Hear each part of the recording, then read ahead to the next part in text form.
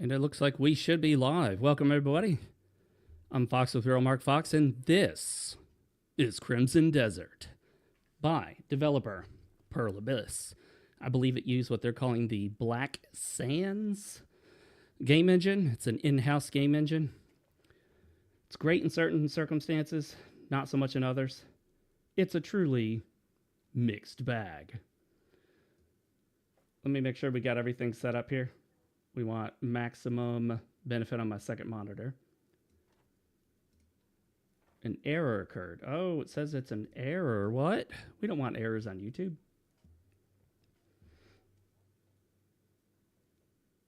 There we go. Now it's showing. Perfect. Okay, so there are parts of the game that don't feature any music at all.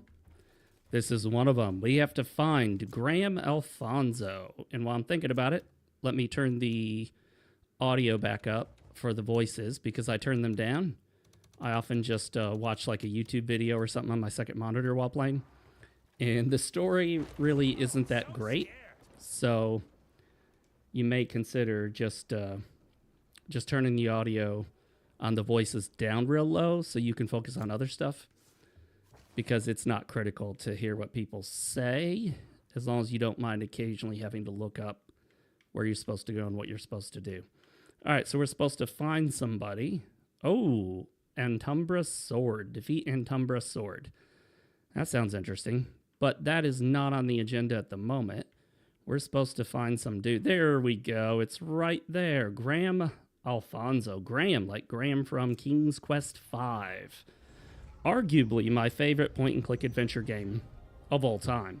And of course, we're talking about the PC version with full voiced audio. None of this, Nintendo stuff. The NES version's okay for what it is. But again, limitations for the consoles. Whenever a console gets a PC game, there are always limitations to it. Whether, lately it's just mainly visuals, graphics, fidelity, things of that sort. But back in the day, we were playing games on PC, some of which had full voiced audio, when consoles could barely eke out a few words at most, like the Nintendo. There were a few games on Nintendo that would have a couple words in them, but you didn't get full voiced audio, obviously. But you all know that. All right, welcome everybody to Crimson Desert by Pearl Abyss. We're going to go find Graham Alfonso for this quest. A lot of not terribly interesting quests, but I watched somebody talking about the game, and I really agree with what he said. If you play games for the story, bro, this ain't it. This ain't it. This isn't for you. You're not going to get a lot out of this. If you like playing games for the gameplay, exploration, combat, and you don't care too much about story, and you like open world games that have kind of a sandbox setup where you can go anywhere and do anything, you can't actually do anything, but you know what I'm talking about, then this is probably the game for you. If you like the European kind of high fantasy setting, and, oh, is this one of these things we haven't unlocked yet? No, not yet. And you like open world, this might be for you. Dragon's Dogma is the closest I can think of. This most reminds me of Dragon's Dogma. A lot of people seem to like Dragon's Dogma. Of course, that game had more of the climb on enemies element than this game does. But apparently you can climb on enemies in this game. I didn't know that. All right, we should be able to wipe the floor with these guys pretty easily. We've upped our skill, literally and figuratively. You get skills in the game, and you can also develop your skill as a player. This is not a Souls-like. If you are not sufficiently skilled and advanced in the game as a character in the game, you're not going to beat super tough bosses by just being really good. It's just not going to happen. Get him. Oh, come on. Stab him while he's on the ground. There we go. Let's give this guy over here the old 1-2. Works a charm, guys. Look at this. Look at this guy. Yep. He's gonna try to. Oh, Got him. Some of these guys you can loot, others you can't. I don't know what the condition is for it. It's just, you know, whatever. It looks like almost everyone we just killed here disappeared, so that means you can't loot them. And then you can free these guys by talking to them, or by just holding the left bumper, which is L1 on PlayStation, and pushing Thank you for freeing me. X, I think is the correct button on the PlayStation controller. I don't have one in front of me. My friend has my PlayStation 5. He's had it for quite a while now. He's had it for like the better part of a year. Don't worry. I'll look for the manual. I've heard they've taken the manual, torn it up, and hidden Let's go ahead and do locations. a Steam community announcement to my group here. I doubt those ruffians will give it up so easily. Be on your guard.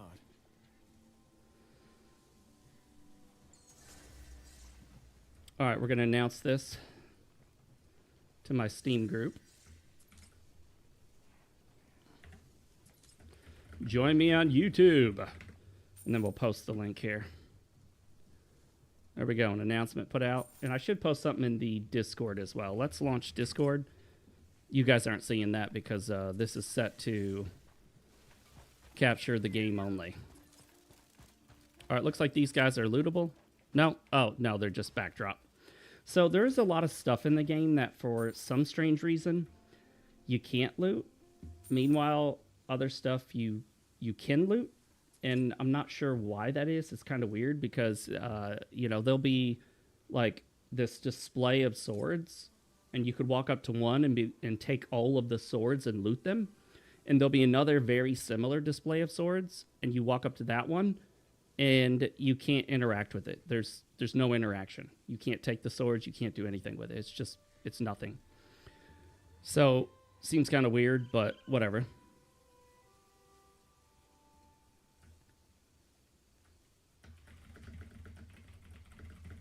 Join me on YouTube Live with Crimson Desert. All right, guys. We're going to put it out there.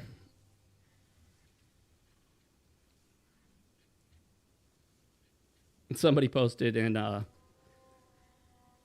my Discord, Lieutenant clapped that ass. Okay, yes, that's interesting. All right. I usually don't leave Discord running because it takes up system resources, but I probably should either find a way to optimize it or just deal with it because I do have a Discord group.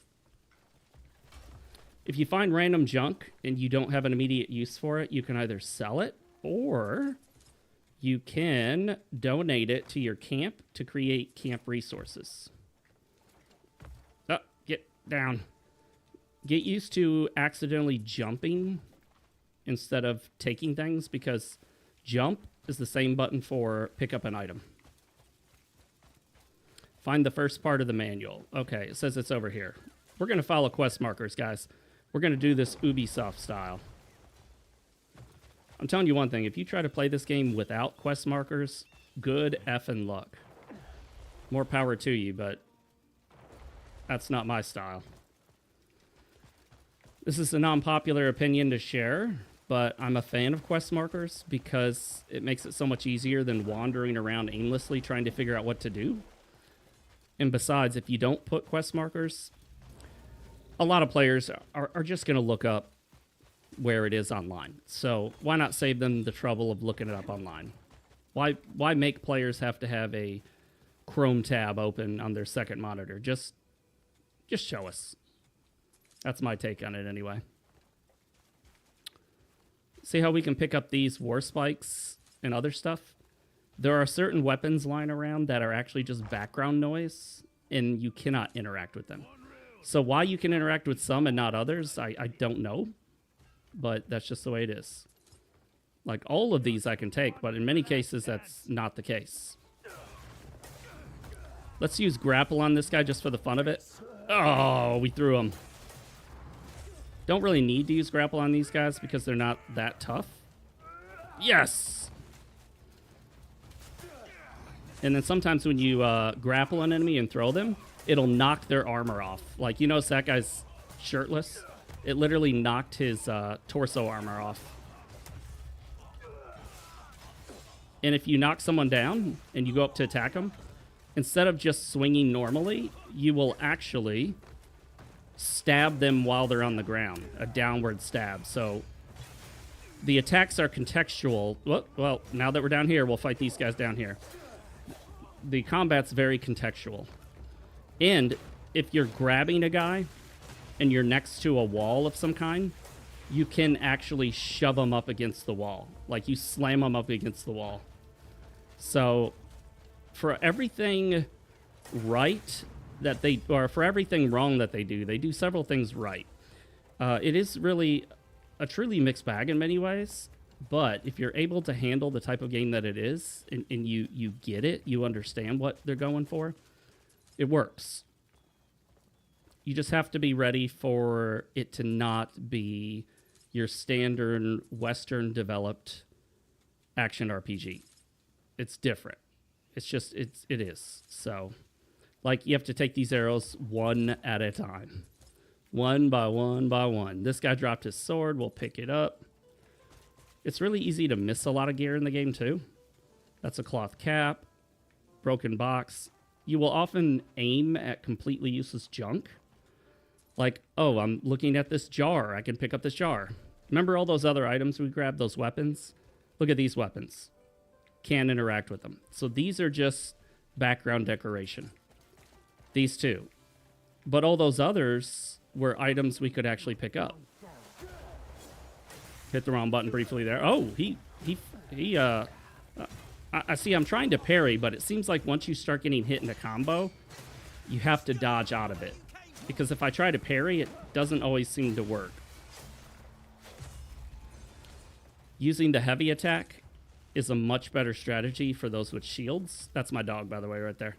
Let's give him a nice little pet. Brown dog. We should be able to name him. Why can't we name him? It'd be cooler if we could name him. Let's see. Can you name your pet? Summon pet, release, close. No, you can't. Whatever, it doesn't matter. One thing to think... Oh, remember all those other war spikes we could pick up? These are non-interactable background objects, so you can't pick those up. I'm not supposed to block with my face. Hey, you know what? I use whatever I can, man. I was trying to parry, but it seems like if you're getting stuck in a combo, the strategy is not to try to parry. It looks like the strategy is to dodge.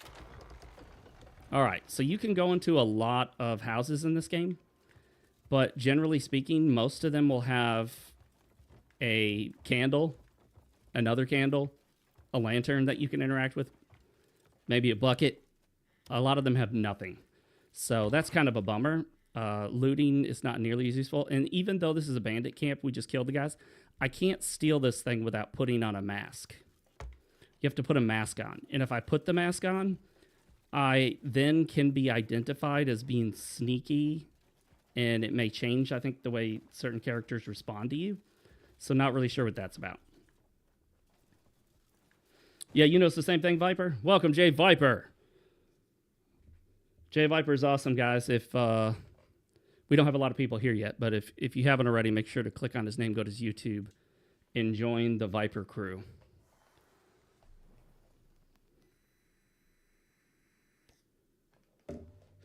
I imagine, Jay, you're going to be streaming soon, or have you already streamed? You usually stream a bit later, I believe.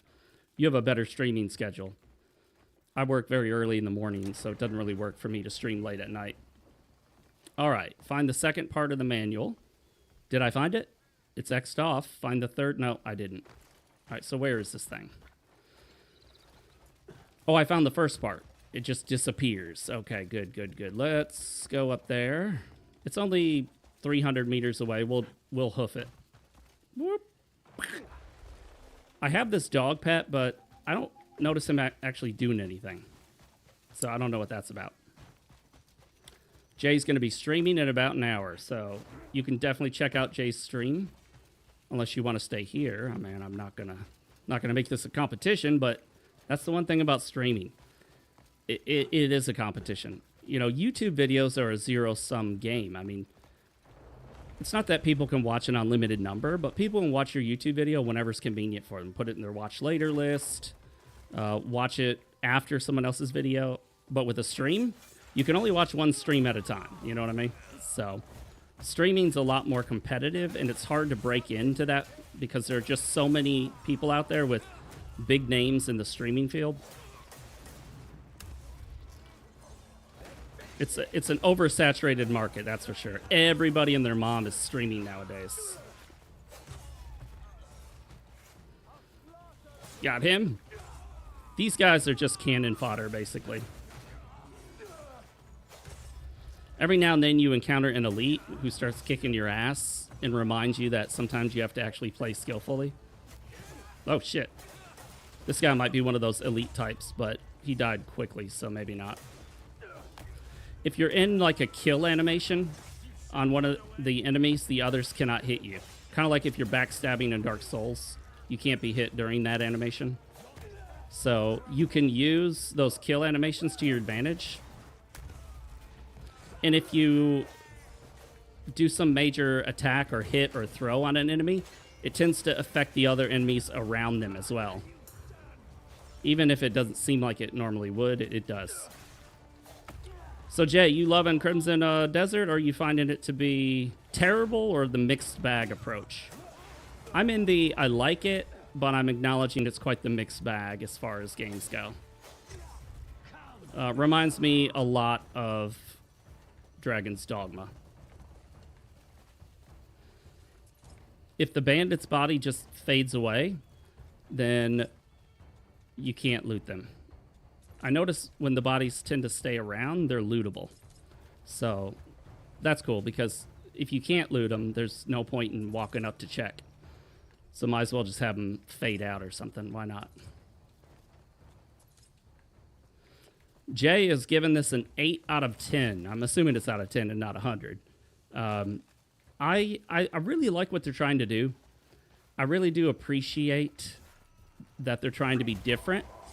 They're not just following the same mold, but at the same time, that is throwing some of us for a loop with the somewhat convoluted controls, the often confusing quests. What I find weird is, at times, it will give me very explicit instructions for a very simple quest or puzzle that I could already figure out.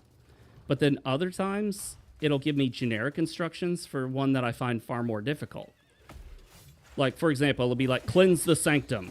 I'm like, oh, what am I doing? I killed the enemies. I'm not even really sure what I'm supposed to be doing here. And it's like, oh, you're supposed to go find a piece of a pillar, attach it to the top of a pillar, then go find a big cube, and then slot the cube into a hole that's on one side of this device. And I figured it out. I mean, I didn't have to look anything up for that one, but that's a case where it would be helpful to have some direction. Because you're oftentimes told to do something without having any clue what that would mean. Like, cleanse the sanctum. How? Well, okay. How is a sanctum cleansed in Crimson Desert? I have no clue. And I do notice that I think they have enemies in certain areas spawn endlessly until you complete whatever you're supposed to do there. And I think I've even seen them sort of phase into existence. They do try to do it out of your view, so whatever, but get used to killing just dozens of enemies back to back. I mean, you're going to feel like an absolute badass just massacring bandit after bandit after bandit after bandit. One time, I killed like 50 plus bandits before I finally looked closer at the quest and realized I was supposed to defeat the boss. It was like the Crimson Nightmare. And I'm like, oh, okay, so the bandits are going to just respawn endlessly until I kill this boss. Aiming at specific items can sometimes be a little wonky. It's like sometimes you'll have to like back out and reposition your character to get him to aim at the thing you want to pick up.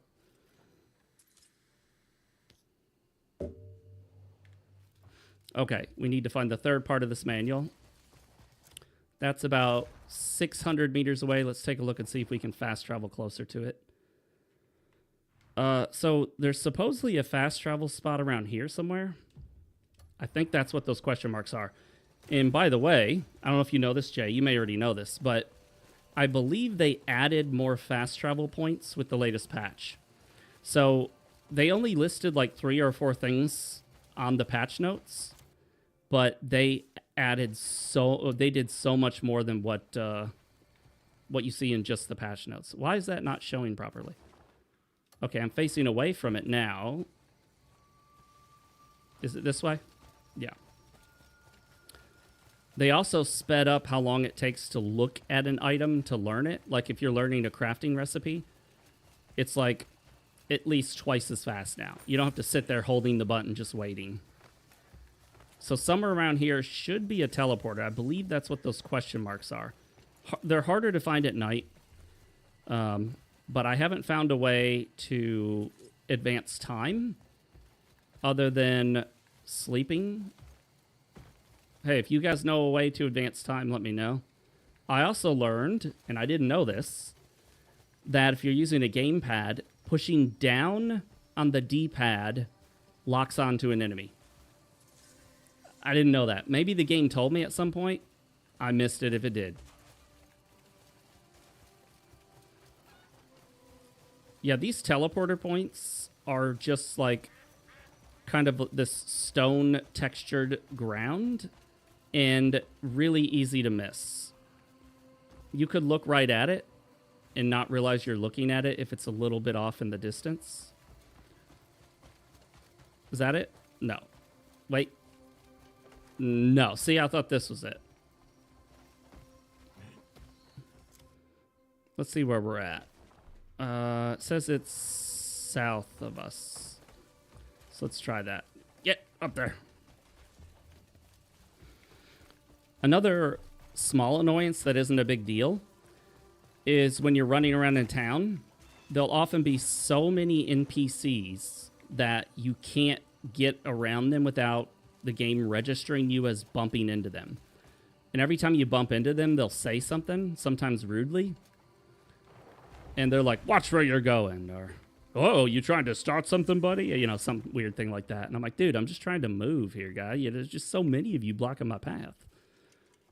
I wonder if this one's underground and I just can't get to it yet. Whoops, I didn't mean to take that candle. I thought I was going to light it. Can I get through this?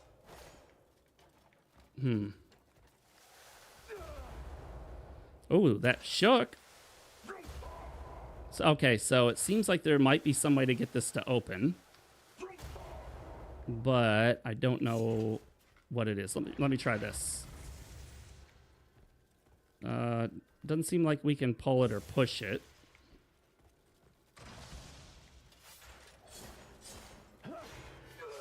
That makes it move, but nothing else. Let's try a charged attack. Nope. Jump attack. Nope. Maybe I need to level up my force palm. Or maybe there's a lever. I have not seen end mission and restart. Damn, I fucked up the mission. I have not seen this game have levers yet. So as far as I know, it doesn't. But it could. Yeah, I don't know how to open that door. Maybe it's part of a quest. Maybe large medicine jar. Well, I don't think there's any medicine in it. Pretty sure I've used all of my abilities on this thing, right? Yeah. Nope, nothing there. Maggie, how's it going?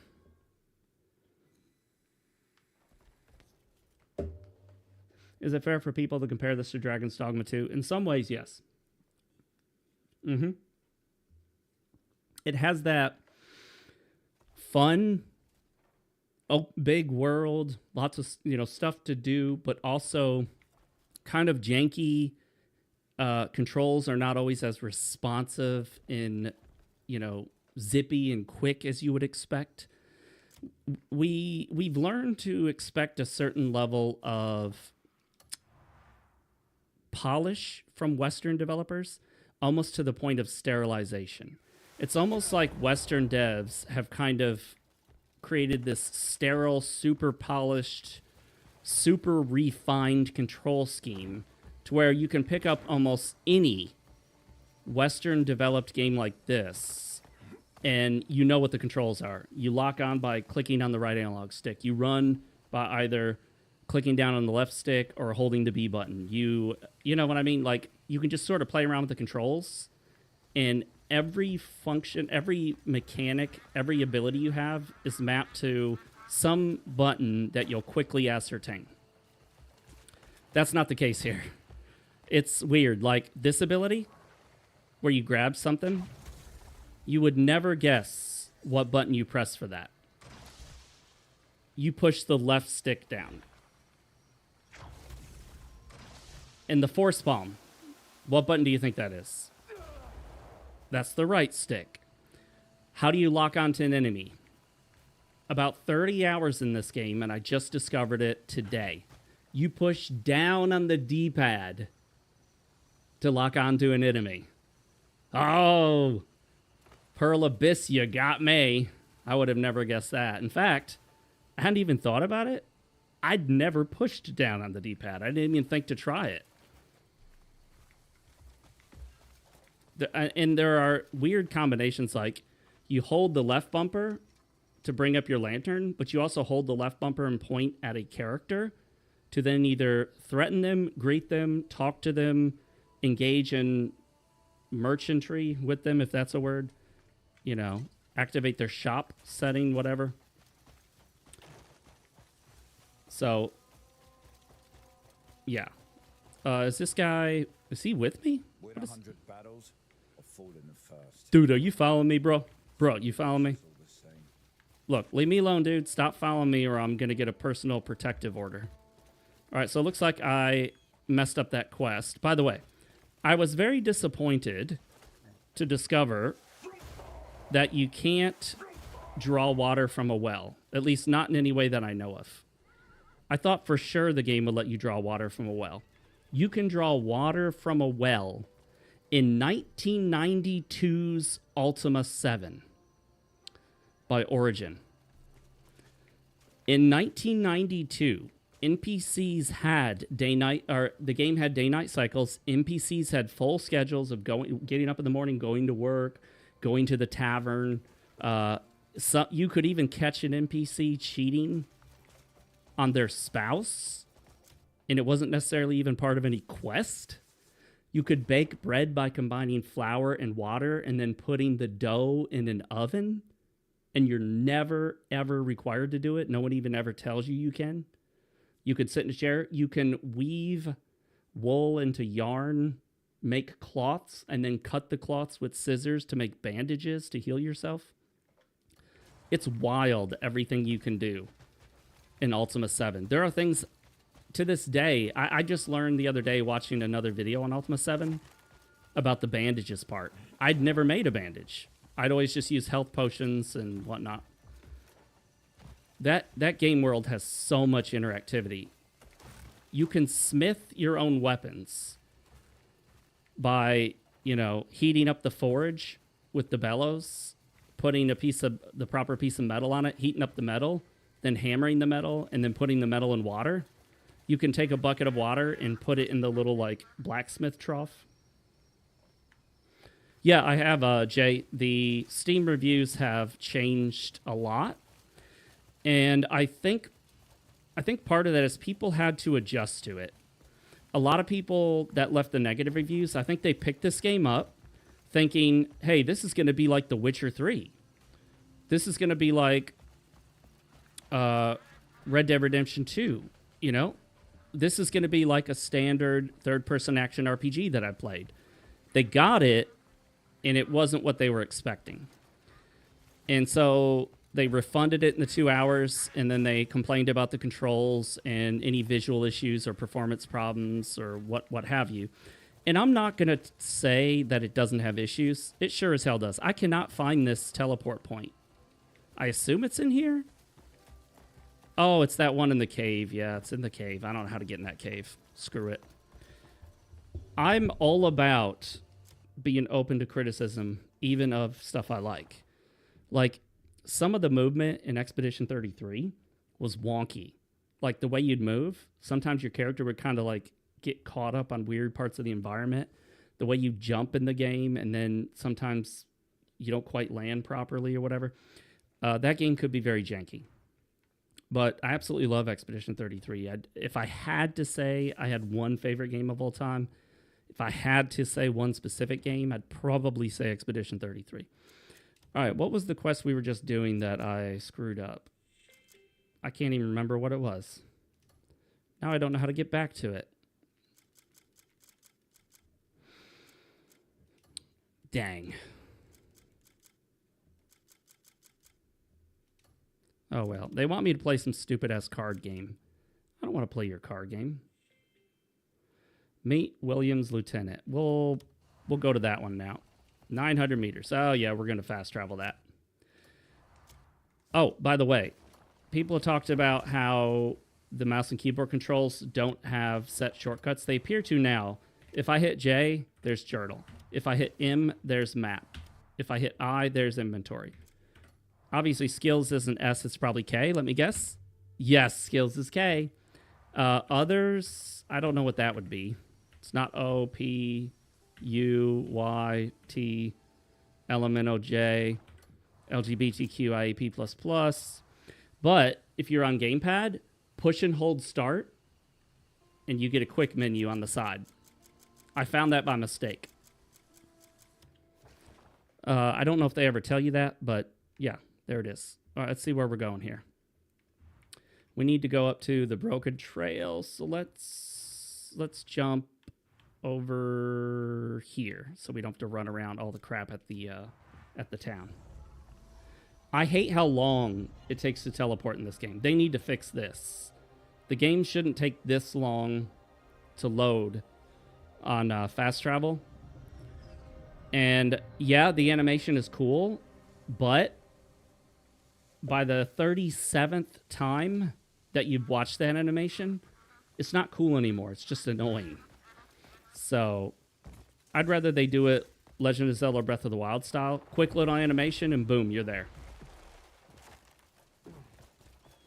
I believe Crimson Desert's now rated mostly positive on Steam.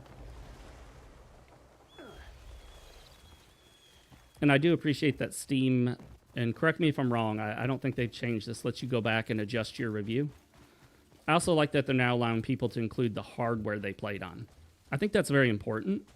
I don't think it should be a requirement, but I think people should include their hardware, and rather than typing it out in your review, I think it's best if they just let Steam put your hardware info. Because Steam knows what your hardware is. Hello, people. Lord Midler, where have you gone? Is Marshal Midler missing? Oh, I speak of William Midler, the second son of House Midler. It's been days now. Lieutenant, the Grey Mane. Believe it or not, I see. the story isn't even as good as Dragon's Dogma. And Dragon's Dogma doesn't have the best story either. Madman near the ruins, butchering anyone he encounters. The core story of Dragon's Dogma is okay. Everything around that, yeah. This game is just sort of, very generic. It's like, person is missing, find missing sheep. There are bandits over here that took charge of this farm, go kill them. Unfortunately, they spend too much time talking and adding flavor text when the flavor text isn't great. So if you're going to put a lot of added flavor texts on quests in your game, then it should be interesting text, you know, speech, dialogue. In this case, it's not great. I've never felt like it was horrendous or awful. It's just okay at best, you know? Don't expect to be drawn into this world through the story. Yeah, Dragon's Dogma had some cool story elements in it.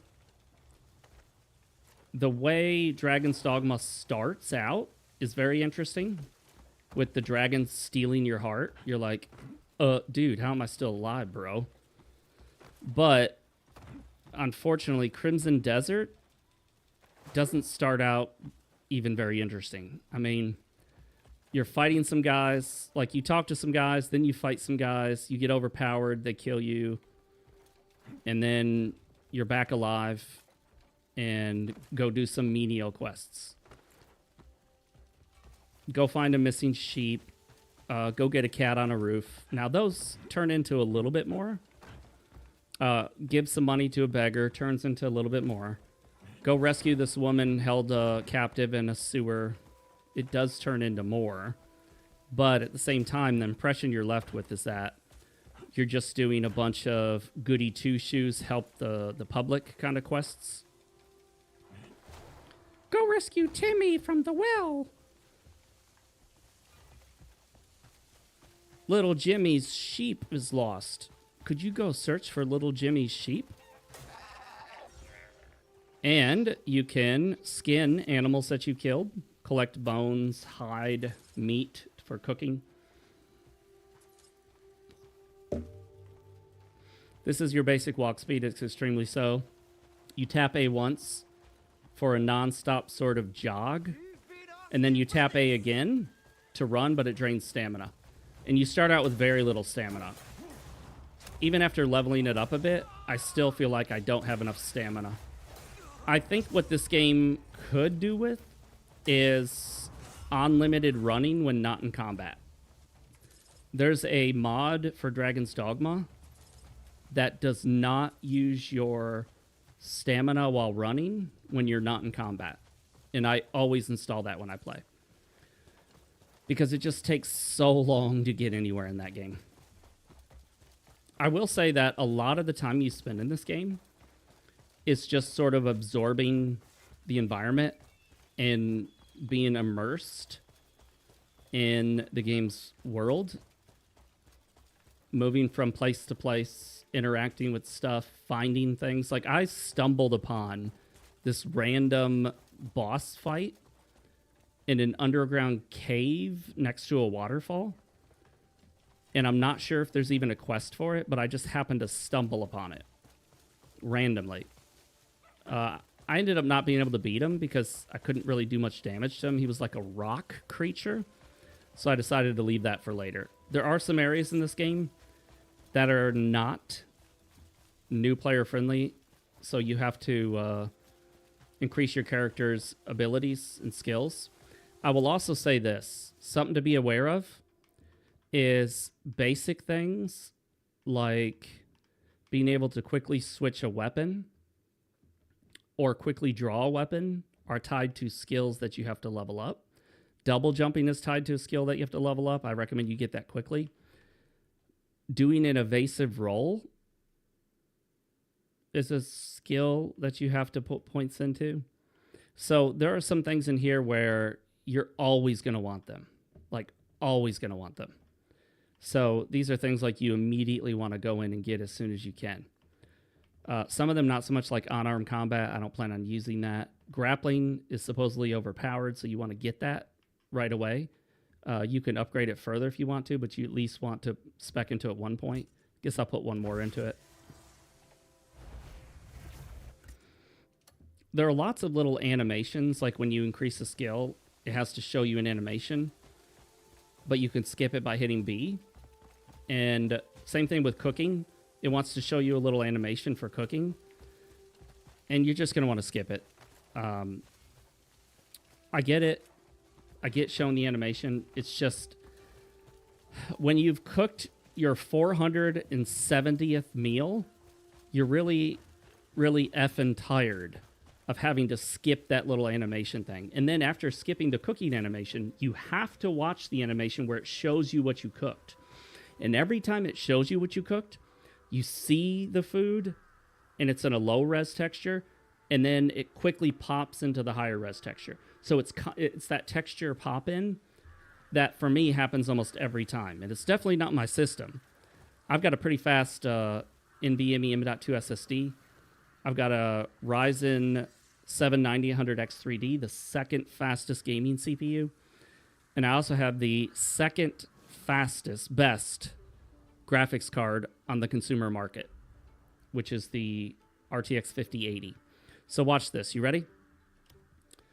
Let's see how many this will let me make. Only 2.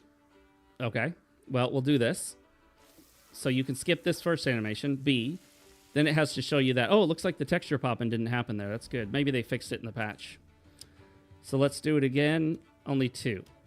I wish I could just cook a lot of stuff. Oh, I saw the texture pop in, but it was as the scene faded in. Let's do it again. Now we can only cook 1. Oh, there it is. Texture popping. See, I wasn't lying.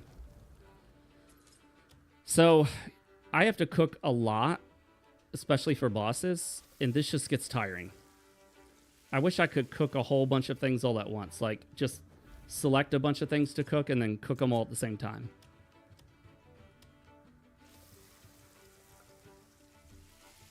There was some texture popping. You could briefly see the blurry low-res version. Let's make some grilled vegetables. Why not? We'll go... Oh, I forgot to max it out. We'll go vegetarian there. That's it. And the food all looks terrible. I'm sorry, but none of the food looks at all appetizing. Like, they all look awful. Like, you ready for this? Watch. Oh, yep. Texture popping. And what is that? It looks like a slightly burnt potato. All of the food just looks kind of gross. The meat that you cook in this game, I swear it looks like you're cooking human meat or something.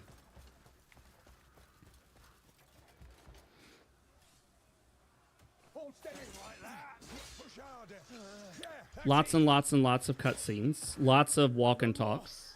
Lots of what I call trot and talk, where you trot on the horse slowly. Lots of follow this guy to this place as he walks slowly.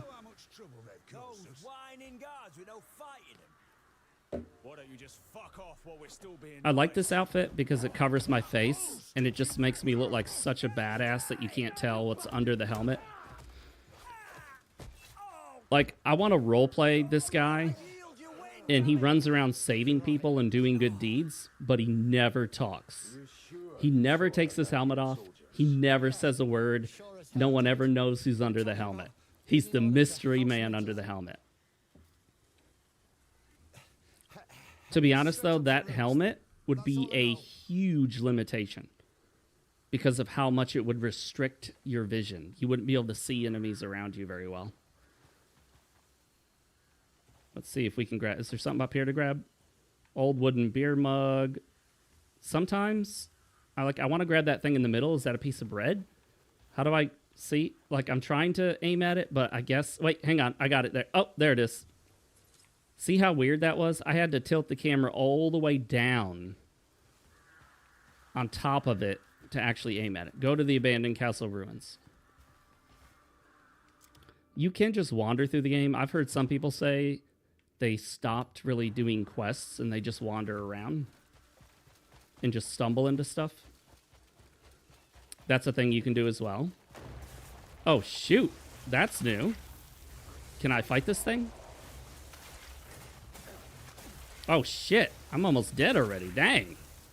All right. Well, let me see if I can switch the food that we're using, because that food heals a lot.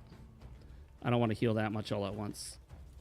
I also need to figure out how to put my other meals on this radial.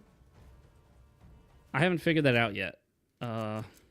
Let's see. Can I look at all this other food I have? How do I put it on the radial?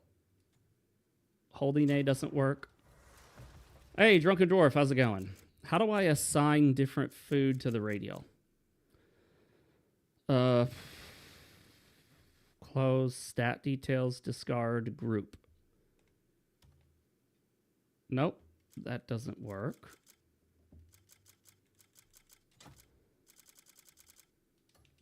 I honestly don't know how to assign what food shows up on this radial. If you guys know how to do it, let me know, because I don't want it auto-selecting my best meals, except if I'm like fighting a boss or something really hard. For regular enemies, I want the weaker healing food.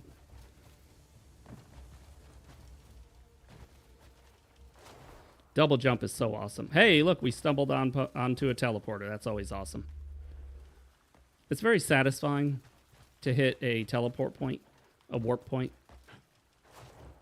Double jump. And then you got your paraglider. Oh, you want the fight?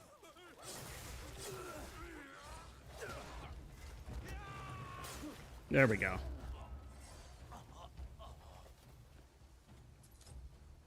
The patches did fix a lot of the issues, not all of them, but Pearl Abyss changed a lot more than what they said in their post on X.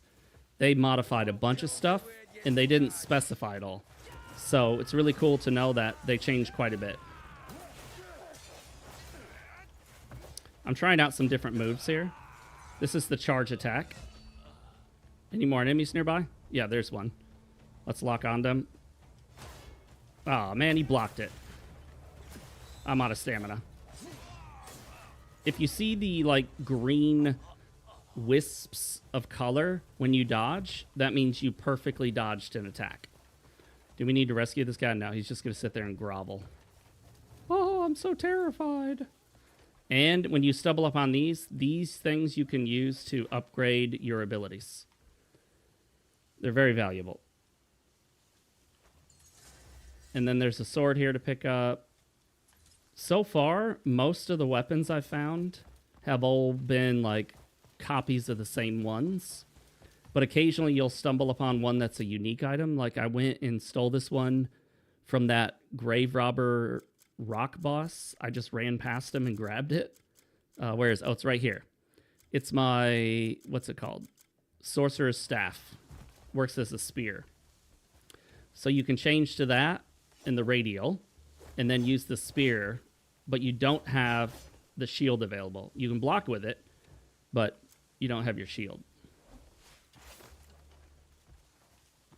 Yeah, you can do wrestling moves. I just learned the grapple, so now I can grab enemies and throw them. You can vault off of enemies. There are a lot of abilities, some of which are gated behind putting points into skills. I didn't realize there are some very important skills if you want to go deep into combat that you pretty much always want to get as soon as possible. And that's why I had so much trouble with the gorilla type boss fight. This is a cold area. I have yet to find that the cold hurts me. I'm not really sure what the negative of the cold is, but it doesn't seem to drain my health like it does in, say, Zelda Breath of the Wild. It might affect my stamina, because my stamina changes color. People are discovering crazy things like this right here. You can focus your light, and if you focus this light on something, you can actually sometimes set certain things on fire. If you put a piece of raw meat on the ground and focus the light on it, you can cook it. Kind of like cooking an ant with a microscope. So I found these things, but so far I haven't figured out how I'm supposed to interact with them. They don't appear to be ore deposits. I tried mining them. It didn't work. I need to get around these mountains, so I'm going to go that way. I don't want to climb that far. Climbing takes a while. So there may be secrets behind some of the waterfalls, but here's what happens to me when I try to get under them. So, whoops. Well, there we go. I just get knocked back by them. So if you know how to get behind a waterfall, let me know. All I can do is get knocked around by them.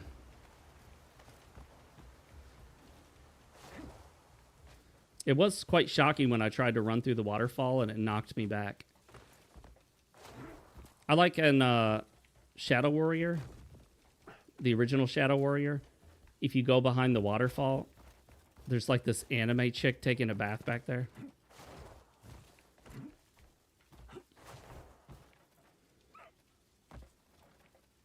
What's my dog barking about?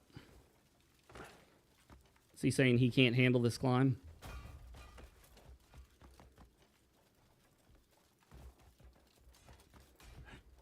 Sometimes you feel like the best way to get somewhere is to take the straight line, even if it's over a freaking cliff or a mountain.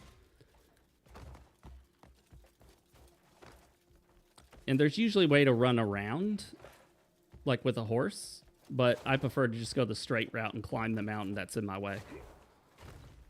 Ooh. Your stamina drains quickly while climbing, so you got to be careful. Very quickly. See, I almost ran out of stamina there. So this is not a climb for a while type of game. If you've got a good climb ahead of you, you need to find somewhere to like set down and rest. Okay. Fortunately, he can set down and rest on some pretty otherwise shaky ground, like right there. A strong thrust attack to get through the waterfall. Interesting. The only thing that sucks about the double jump is if you're standing still and you double jump, most of the time you can't push forward. It will only shoot you straight up. You have to already have momentum going for the double jump to move in a direction. When people say that the character has inertia, I would say has momentum. Like, let me show you, for example. I want to show you how bad it is. I'm going to run. Now, I'm going to show you when I let go and watch when my character stops. Ready? Wait, hang on. Let me get the run going. All right, let go. And now he stopped. How many seconds of additional movement was that? Let's try it again. Let's get on flat ground. Here we go. Ready? Let go. That was a lot faster that time. Let go. So, yeah, sometimes he has this weird momentum where he just keeps moving for a while.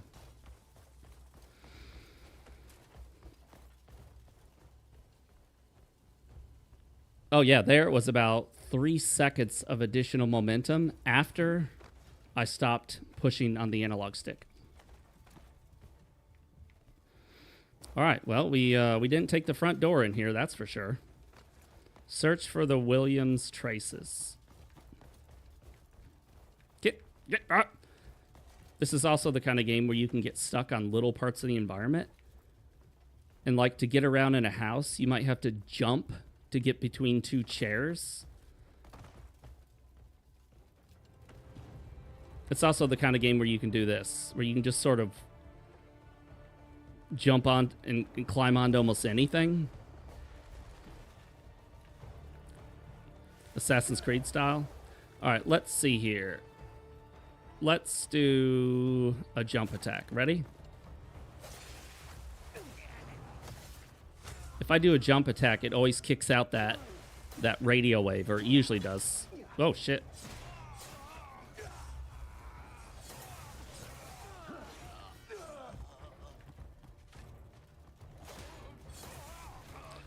You need heavy attacks if they're guarding with a shield. Otherwise, you tend to bounce off the shield.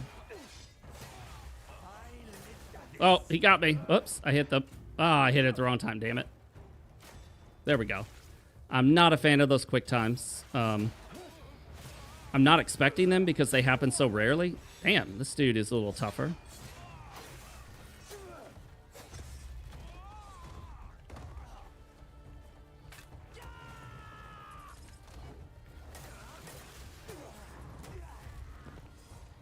Sometimes I try to loot quickly during combat because it's easy to forget where all the bodies are.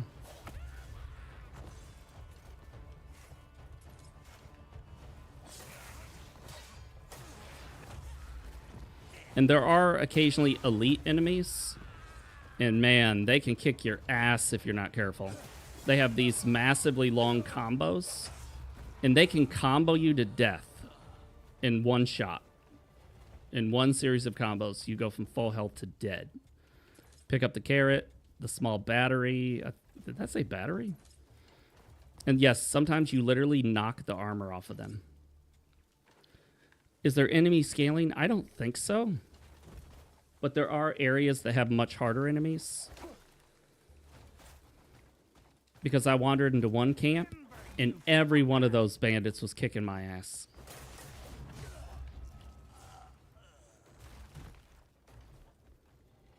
Pick up that spear.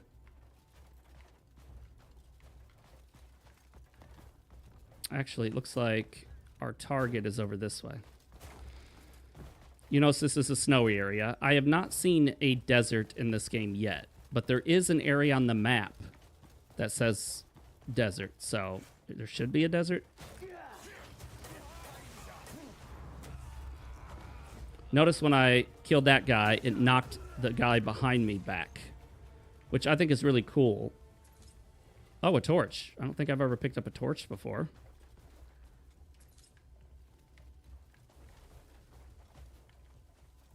Sometimes you'll find the body of an innocent person that was killed near the road, and you can loot them. But you can't kill anyone that's not hostile to you. It doesn't work. So if you go into town, you can't just kill the townspeople. Doesn't work. There you go. Let's pick that up. Let's loot that guy too. And sometimes they start running off, which is funny. I love when games do that, but I also hate it because you have to chase them down. It definitely makes it feel more immersive, because if you're just kicking everyone's ass and everyone just lines up to get their ass kicked by you, that doesn't make sense. If I saw some guy bust into my camp and he's just massacring every one of our warriors, and then he starts coming towards me and he just massacred like 24 of our warriors, I'm probably going to run. I'm sorry, but I'm all about, you know, live to fight another day. I'm not all about that go down, die for no reason just to look brave.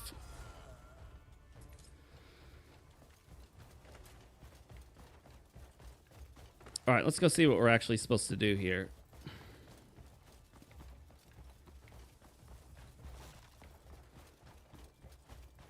It's inside here somewhere. Look for the Williams traces.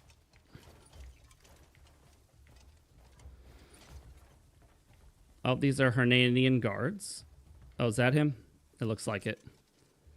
By the way, watch this. I'm supposed to interact with this body. It has an invisible wall around it. I can't get any closer than this. Some characters have an invisible wall around them. Like, you can't get any closer. And sometimes it'll say talk, but if you're not on the correct side, it'll be grayed out. You have to walk around to the correct side to talk to them. Very weird. What's happened? Here, let me get these dead bodies off you, bro. Careful. Up you get. Thank you. You're in bad shape. Quickly. Time for the next drink. Caffeine-free cola from Zevia. People, soldiers, are being slaughtered. I'll handle it. Fast forward. Help me. Soldiers, they're being killed. I'm hurt. You must help me by killing the bad guys. Go kill X number of bad guys nearby. I mean, I'm making fun of it. A lot of games do that, so, you know, whatever.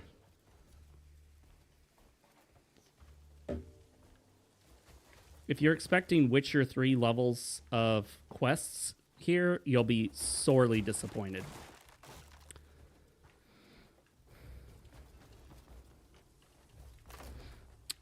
The story in this game is kind of similar to like Kingdoms of Amalur. It often feels very generic, just bland, nothing too exciting. Oh, apparently we did light the stone lanterns. Why? For warmth? Okay. What did that realistically do, honestly? Uh-oh. Is this a boss? Shit, all those deer know to get the hell on down. Why am I still here?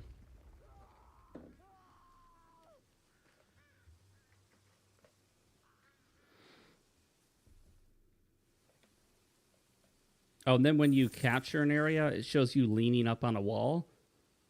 Gives you your rewards. And I would sit here waiting. And I'm like, okay, when do we go back to playing? Hello? When? Oh, you just moved the character. He just stays like that indefinitely until you manually move him. Now that we've lit the lanterns, they're now unlit.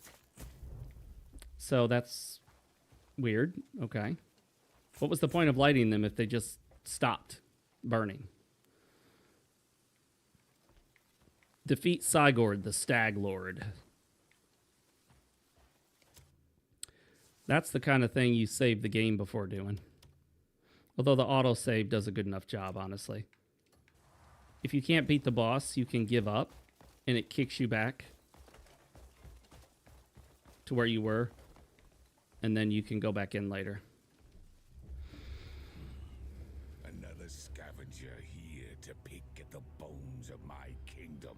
The Stag Lord. A petty thief. Bosses are a massive difficulty spike in this game. Death. You'll be massacring regular enemies, no problem, and then suddenly, super hard boss. Shall slay you myself. The difficulty scaling is not good in the game. Now, they claim to have fixed the extreme difficulty in the patch, but we'll see. You need to get the player adjusted to the difficulty over time.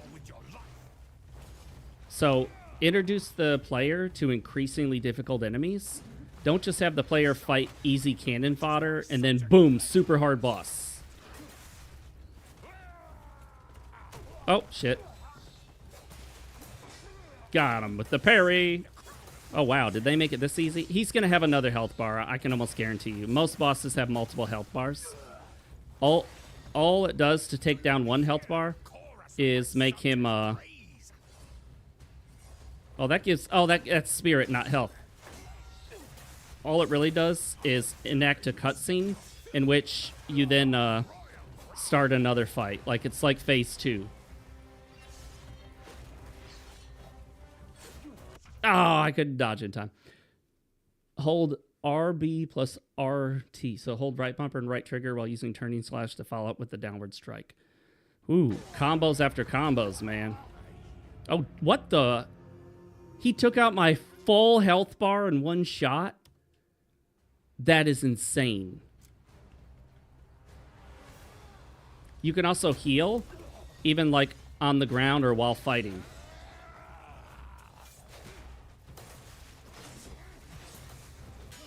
Okay, see, I took his health bar down. We have to watch a stupid cutscene that's meant to make it look like cool fight is happening.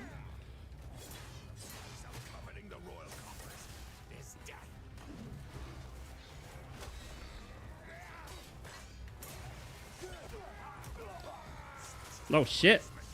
Oh, that's one of those combo moves where you get hit multiple times in a row. And you're constantly being knocked out of the battle arena and being told to return to the field.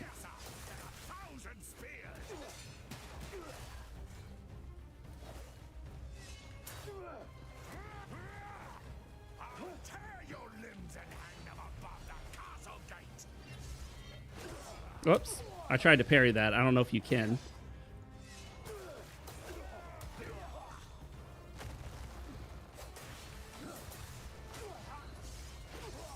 See, I feel like there are certain moves you can't parry, and they might be the ones with the red aura on them.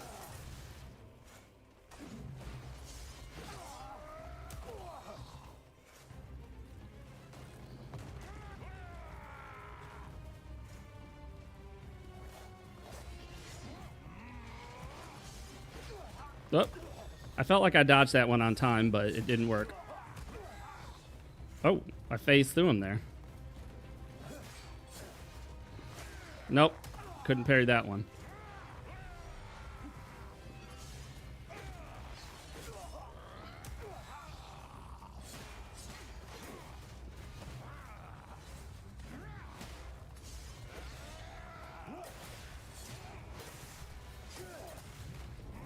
All right, there's probably a third session here, which I'm not a fan of because you're trying to gauge how long the fight's going to go on, and it doesn't help that you're constantly beating down entire health bars only to find that they don't matter. It also breaks your lock-on when you go into a cutscene.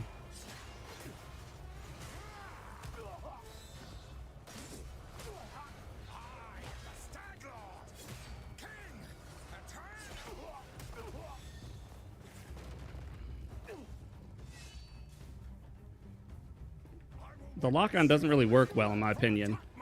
It'll move the camera so that you can't even see the enemy anymore.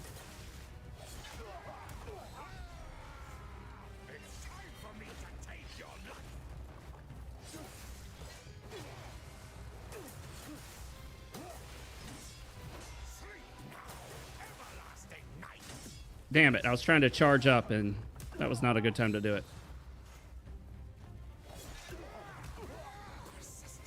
This is the first boss that's actually parried me. That I recall, at least.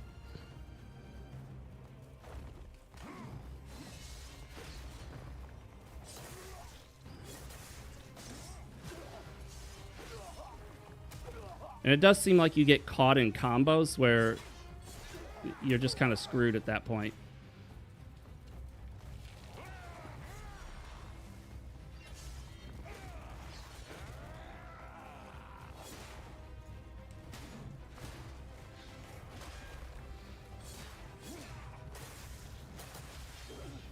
All right, is that the last one? Is this like Legend of Zelda style 3 times?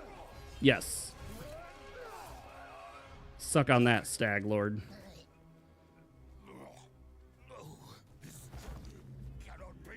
Oh, this is, dude. This is happening, bro. Do not weep for me, my subjects.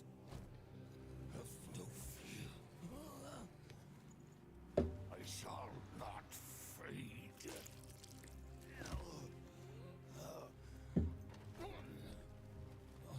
I like it. He's gonna die on his throne. A glorious kingdom for you. How poetic that he died on his throne. Let's go see if we can loot him. Oh, just gave it to us automatically. I had to heal quite a bit, unfortunately. I haven't mastered the combat in this game. The parry timings seem erratic to me. I feel like spamming the block gets me more parries than trying to time it. Yeah, this game has dramatic deaths and drawn-out death sequences like an old Hollywood movie. Oh, I should have used the grindstone before we fought. That gives you plus attack power for a period of time. But you got to watch this animation that you're always going to skip. And then you can set that up. They also have this here so that you can cook food for healing before the boss fight, which I appreciate, you know. Wait, let's see if we have any good meals to cook first. Meat skewers. And then you're always going to skip this animation. So there should just be an auto skip option for the animation. And now I get to cook more, but why it won't just let me do them all at once, I don't know. Kind of a time wasting thing. This is how they pad out the length of the game. I think if you removed a lot of the pointless animations, a lot of the just going one by one, picking up arrows one at a time, coins one at a time, cooking one at a time, if they allowed you to combine these together, it would be a substantial decrease in the playtime of the game. So, in many ways, I understand what people are saying, that the game can be somewhat disrespectful of your time as a player. Unless you just don't mind. That's how invested you want to be.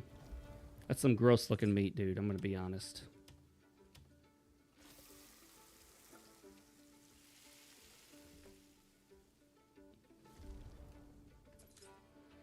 Grilled bird meat. Oh, shoot. I could have done 2 at once. I missed it.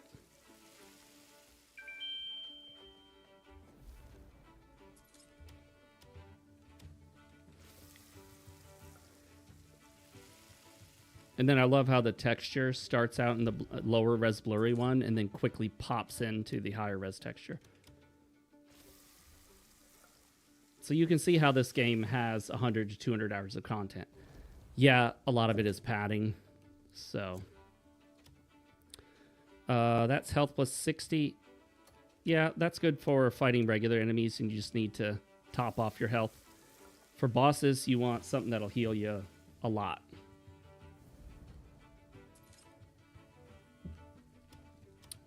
I'd be better off making full meals, but I never seem to have all the ingredients. I need to save up the ingredients and keep putting them in the Howling Hills camp chest, and then do the cooking there from time to time.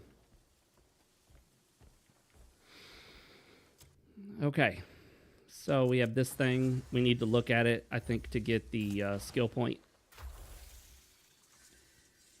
However, for some strange reason, these we can look at, but they don't give us the skill point, and they stay in our inventory. I don't know what the difference is. If you look at anything in your inventory, when you back out, you leave your inventory entirely and have to go back in, which is kind of weird, honestly. Is this something I can learn from? No. Nope. Okay. So you can see how there are a lot of menus you have to navigate.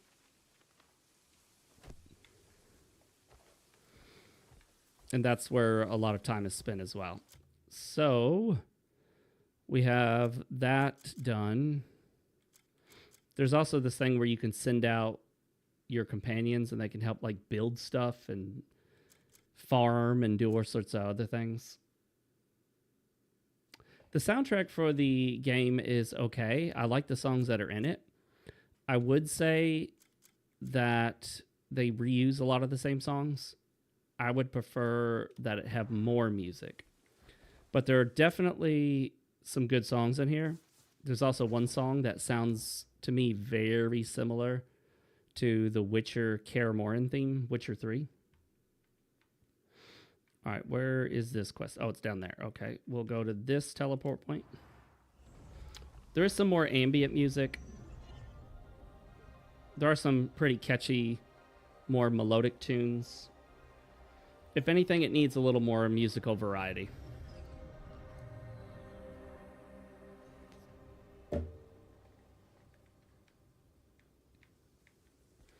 This area reminds me of the Lyceum in Ultima 7. Okay. 400 meters.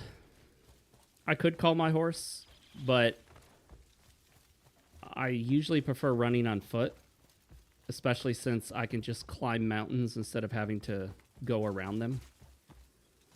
Like right here, the horse wouldn't be able to get up here, so I'd have to go around this. But I'm trying to like do a straight line towards my goal.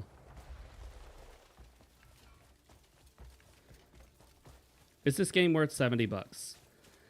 I would say, did you like Dragon's Dogma? If you weren't a big fan of Dragon's Dogma, you probably won't be a big fan of this. Will you get, if you're good with Dragon's Dogma, if you think that whole thing is okay, will you get $70 worth of time out of this game? Yes. Is it worth $70 in terms of the quality of the time spent? Whew, that's a bigger question that I don't know. I would certainly rather be $60. I mean, why not? But at the same time, you're going to get a lot of time out of this game if you enjoy playing it, and you do play it. What is this? A hole? Did I already go in that? I think I already went in there. But just in case I haven't, let's do it. No, I didn't go in here already.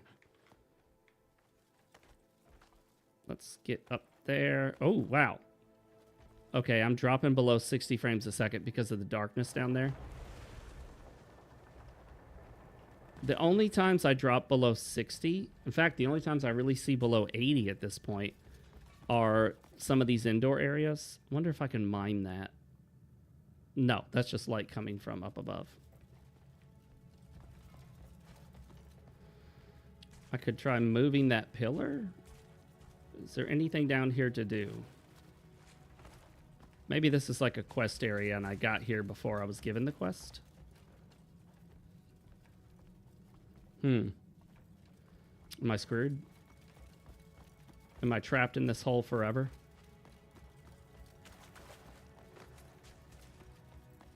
Yeah, I don't really see anything. Do you guys see anything? I don't see anything. Oh, I can't lift the pillar. With that? Yes. But what would I do with this pillar? Is there anything to bash it into? I don't think so, unless it's that.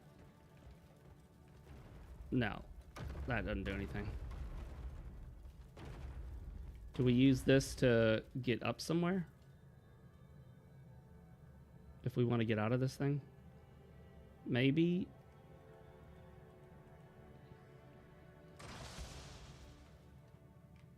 Okay, it's just going to stay where I put it.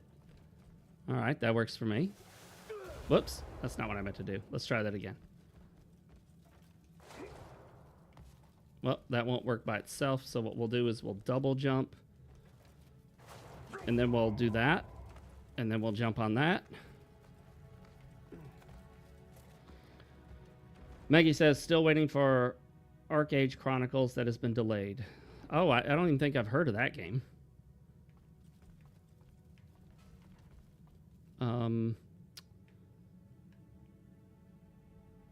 You know what? I think I am just gonna zip on out of here.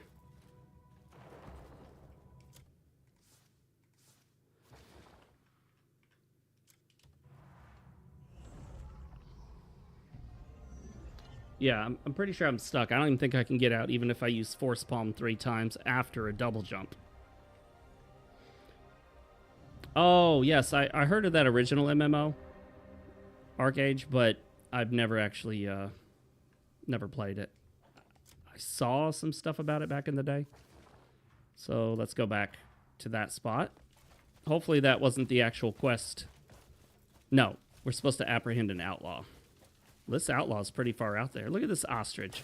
Yeah, take that, stupid bird. It's a cassowary. Of course it is. Look at me calling it an ostrich like an idiot.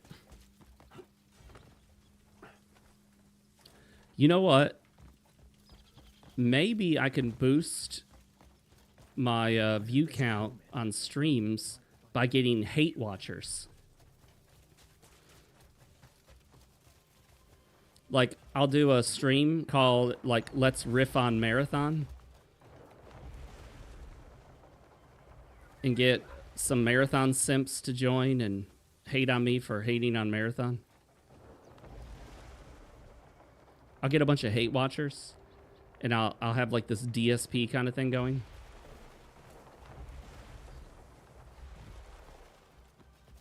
Yes, there is fall damage, so you have to be careful.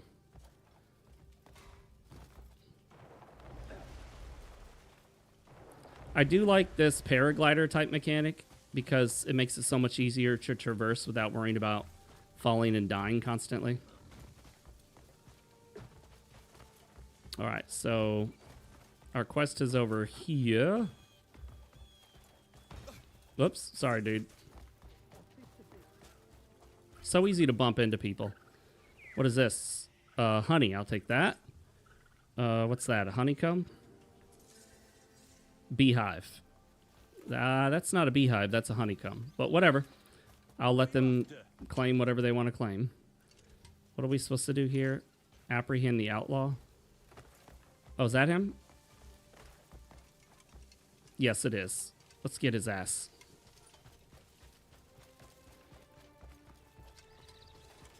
Come here. Come here, you little shit. Please release me. I've got to eat honey. I've got to eat honey. I think we'll just punch him in the face. What else would a bear have but honey? Oh, we'll punch him in the face again. Because I'm a bear, you see. Stop your mischief now. Oh, that was interesting. He said, stop your mischief now, but the text, the subtitles read, stop being silly. Only master would steal a bear's honey. Mama bear, Papa All right, bear, let's little carry bear. him in for... What the hell?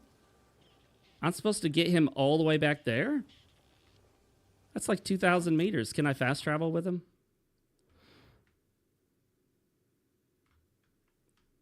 Surely I can fast travel? I mean, I guess I could put him on the horse, but even then, that would take forever to get back. Better get some good rewards for this. No, I can't teleport in this Little current bear's still state. here waiting.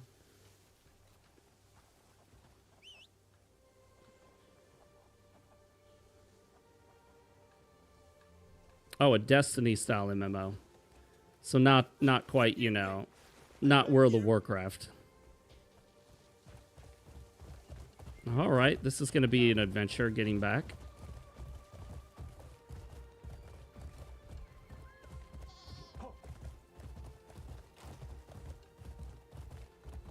Let's make sure we're going the correct way here.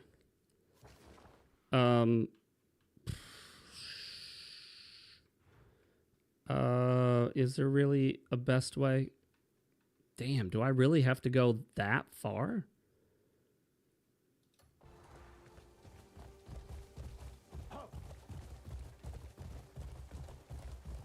I put my heart into eating all I'm that. moving away from it now. Let me double check. Yeah, I guess I could go back that way, but I might have to cross over some...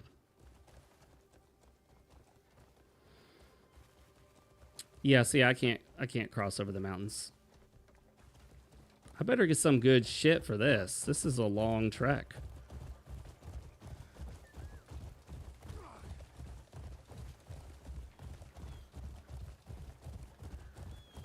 Mama bear, Papa bear. I have to keep checking the map to make sure we're going the right direction. I guess we want to go this way. Still bumping into people. Mom, I'm frightened.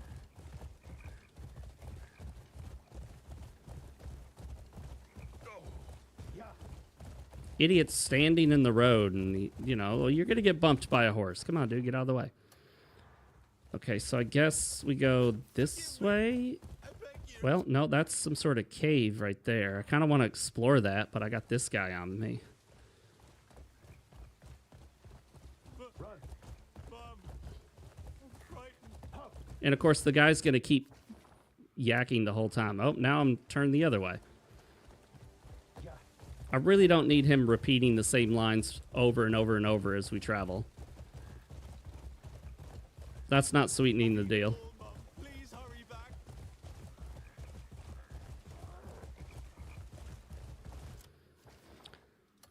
How do I keep getting turned the other way? Like, seriously, what the fuck? How am I constantly going the opposite direction when I turn around? Mom? Your little bear's still here waiting. Both ways are the wrong way, guys. Only a monster. Oh, I need to steals go bear's honey. through here. So that's not a cave, it's a path? The fuck it is. Oh, no, look at that. That's bullshit. There's no path here. This thing's full of shit. I've eaten it all, Mom. Map is Please hurry bullshit. back. Let's see if we can at least get through here, because I really don't want to go all the way back. Damn it. Bunch of cliffs.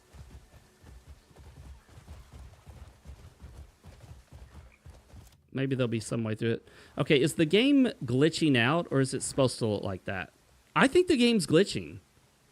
I don't think it's supposed to look that way. You can't interact with it. There's never any explanation for it. Is that supposed to look like that? Let's take a screenshot, and I'm going to ask X. X knows everything. Damn it, I hit the wrong button. Ugh, no. Pick him back up. Pick him back up. Pick him back up. Pick him back up.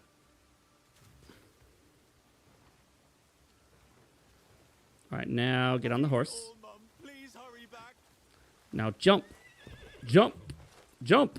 Good horse. Okay. Oh, damn. We're just... Please let me go. This is the most indirect route ever.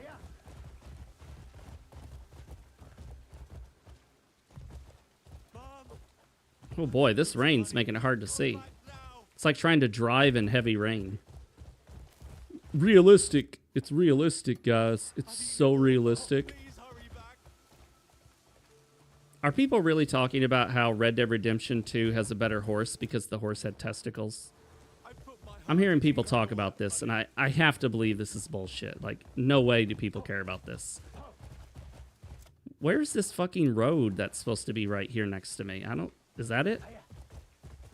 Okay. I'll tell you right now, I don't want to see horse testicles in my game. I don't. I just don't want to see it. I don't care about the realism argument.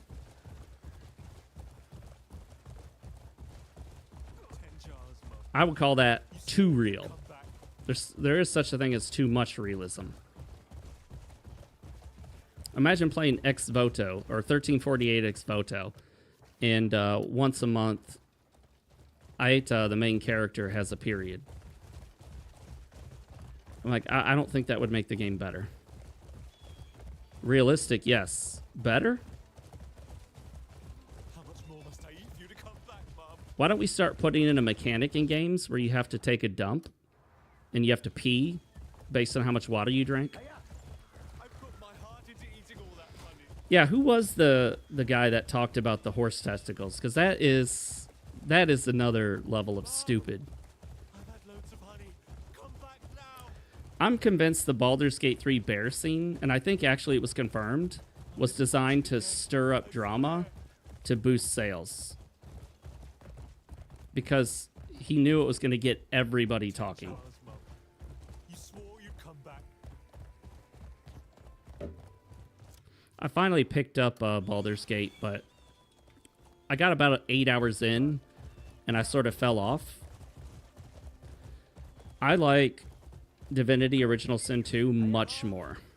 I'm not going to say I hate Baldur's Gate, but I do not like Dungeons and Dragons rule sets. I don't like having to use an ability, then it goes on cooldown until you rest. That's just annoying. That's very annoying to me. I hate it. It works for a tabletop game, because a tabletop game is just different. I don't think it works well in a video game, honestly. Mama bear, Papa bear, little bear. Get going. Can I gag this guy so he can't talk anymore? Because I really don't want to hear this guy yapping constantly. Charles, Mom. You swore you'd come back. I have to keep checking this to make sure I'm taking the most optimal route. I guess it's to the left.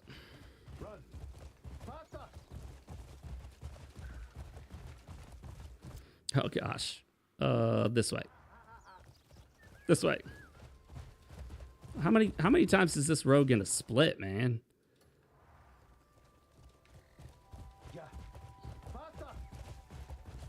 I have not tried Pathfinder, believe it or not. I know what's his face absolutely loves that game.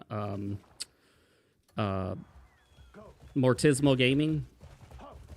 I know he's a huge fan of Pathfinder, Wrath of the Righteous. I just really don't like the idea of the kingdom management aspect. That's a huge turnoff for me.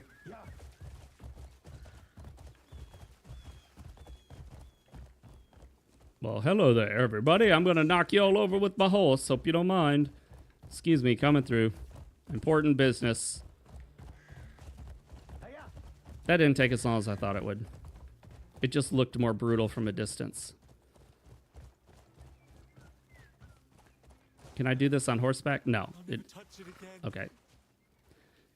It automates once you get close enough. You just automatically start doing what you do. Impressive work. That's the one. Better give me something good for that trouble. You know, we'll run out of cells at this rate. Excuse me. Carbonation. You saved me some trouble. Thank you. If you find more scum in the future, bring 'em here. I also heard Wrath of the Righteous is 8 silver. That's it? 8. That's it? Lame. I thought both the Pathfinder games had kingdom management, but I did hear that's much less emphasized in Wrath of the Righteous.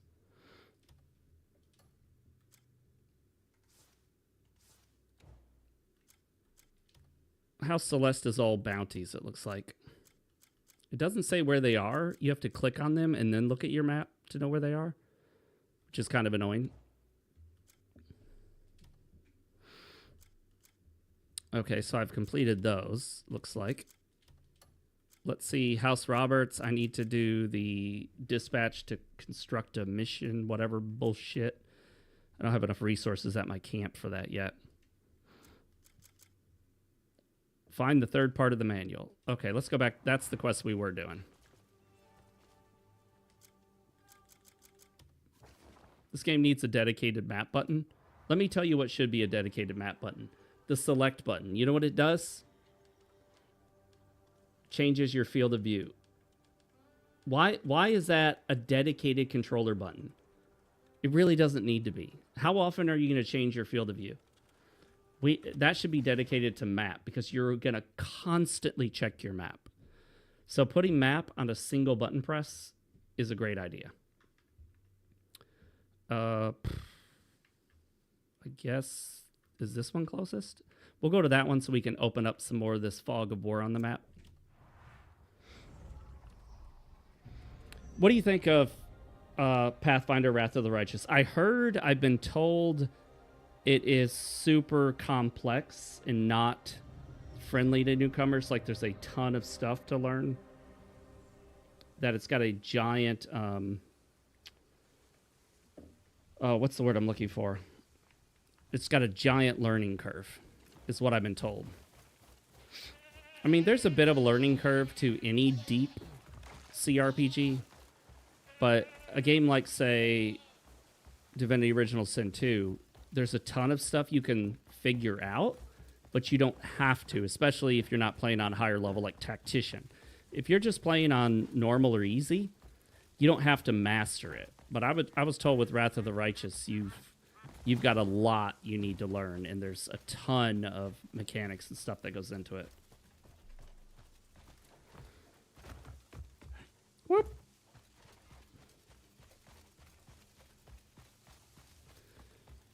But yeah, Pillars of Eternity also has a kind of a kingdom building mechanic to it as well. I wasn't sold on Pillars of Eternity. It's okay. I streamed part of it. Not bad. I just didn't think it was as amazing as some other people thought. And sometimes it's just whether or not the graphics kind of jive with you, whether or not you really like, you know, the user interface. Stuff like that can make a big difference in how you feel about a game. I think people underestimate the effect visuals can have. If you don't like the way a game looks, that's a huge turnoff, and it may push you away from the game, even if otherwise you might have really liked it. Let's do this. Oh shit.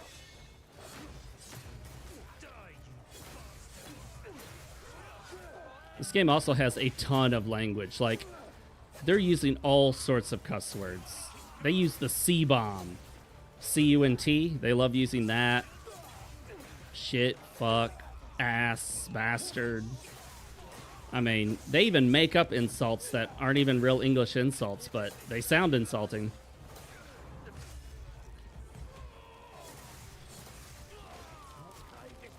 Oh shit, is that gonna blow? I hated that one part where I'm just fighting enemies and I accidentally hit an explosive something and it blows up and kills me instantly. I never figured out what it was that was blowing up. Archers are usually quick kills, and then you don't have to worry about them shooting you from a distance. But they like to kind of run away and get some distance on you, so you sometimes have to chase them down. Oh shit, you got me.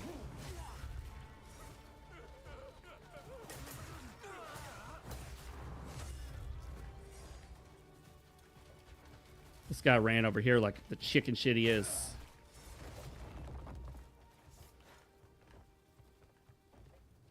Oh, shit. I don't want to sleep in that bed. No. Okay. They also need to have the interact button to pick stuff up not be a hold. Because you spend so much time picking stuff up that you'll constantly do this. Whoops. Oh, I accidentally jumped because I forgot. Hold the button. The constant holding of the button to pick up tons of shit is frustrating.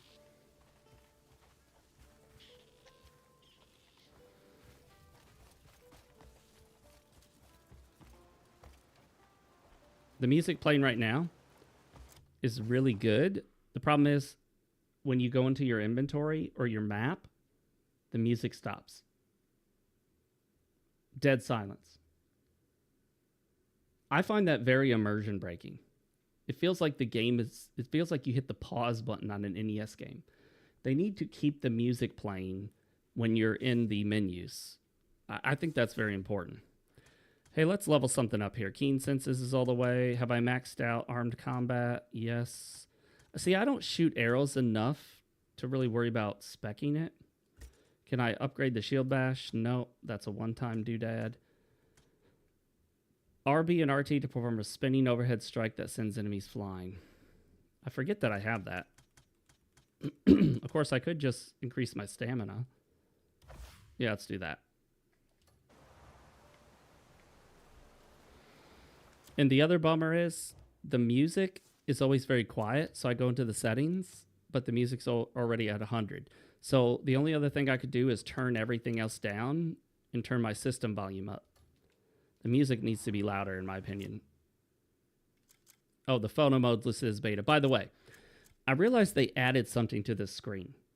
It didn't used to have 8 options. It took me a moment to realize they added an exit button from this menu. So you no longer have to go back to the title screen, wait for the title screen to load, and then exit. So that's another really cool feature. You can exit immediately from this screen.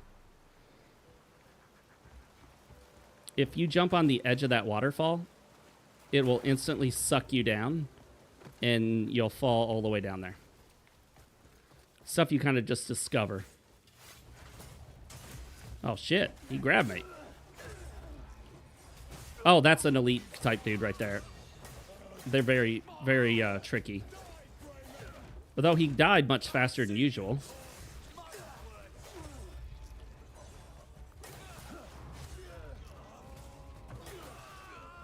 Watch this. Boom. Because he was on the ground, I get on top of him and just stab him.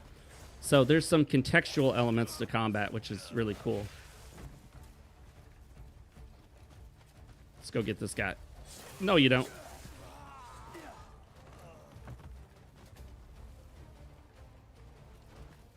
Can I loot anybody? Yeah, we can loot this guy. Maggie says some games let you play a couple hours a year, bought Nier Automaton 2020 and only played 22 hours. I still haven't gotten through that game fully. Like, I find it difficult navigating the map and figuring out where to go. Can I pick up this sword? Yes. I'll take that. Who's shooting at me? Whatever. We're going to go to our quest spot now.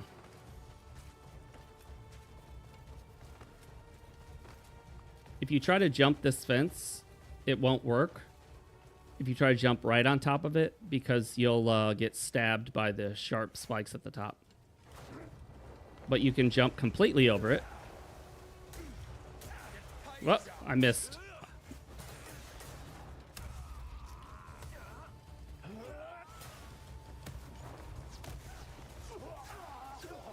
Shit. Somebody's shooting weird shit at me. I'm not used to seeing that. It's that guy over there. Okay, he's got a gun. First enemy I've encountered with a gun. Oh, shit. He almost killed me.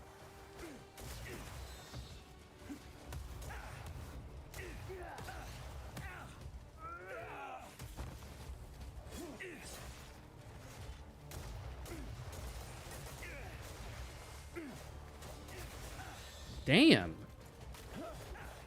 He shoots so freaking fast, and it does so much damage. This is another, like, difficulty spike segment.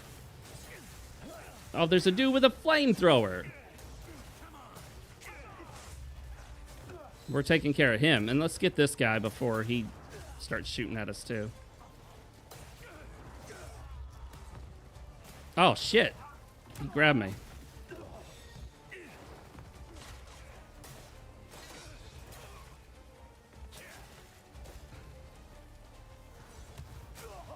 Come on, I did the grapple. Why am I not grappling him? There we go. Throw his ass.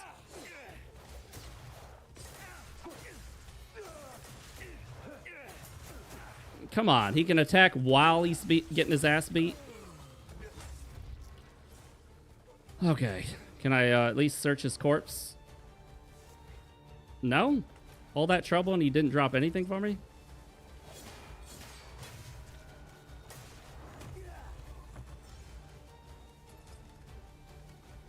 What do I think of the new upcoming Sekiro animated series? I'll probably give it a shot, but I'm not normally into anime or animation.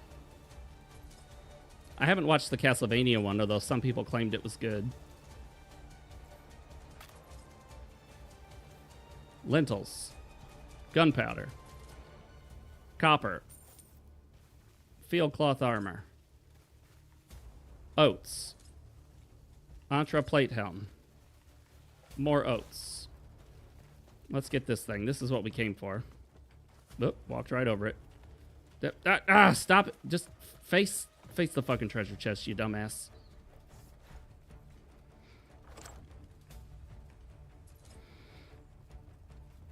All right, anything over here we can take? Liberate Fort Warspike. Is that where we are now? Zoop. Yes. All right, so I think you just have to kill a certain number of enemies, and then all the remaining enemies will just, like, disappear, and it counts as they were liberated. It's kind of weird, because you'll be in the middle of a fight, and you'll kill a guy, and there's, like, 4 or 5 more around him, and it's over. Like, the ones that are left don't count. So you don't have to kill everything you see. I think you just kill a specific number.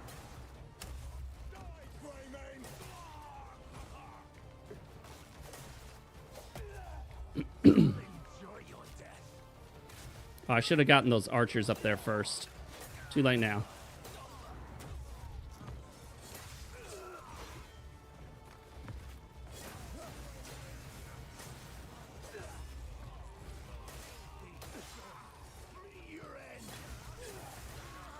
Can I get a flamethrower? Damn, what the hell's going on? What's going on? Why am I rolling around on the floor like a dumbass?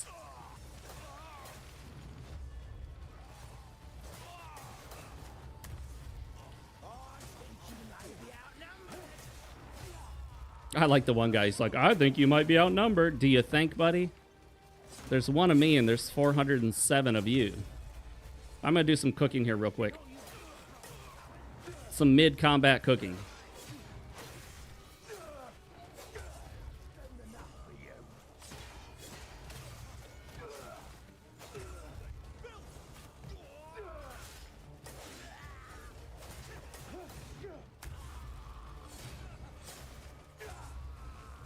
You just keep going, man. You just keep going.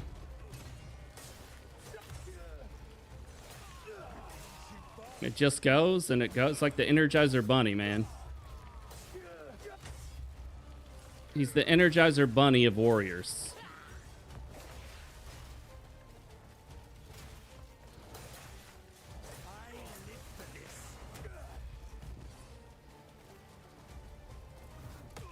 There we go. Yeah, take that, loser.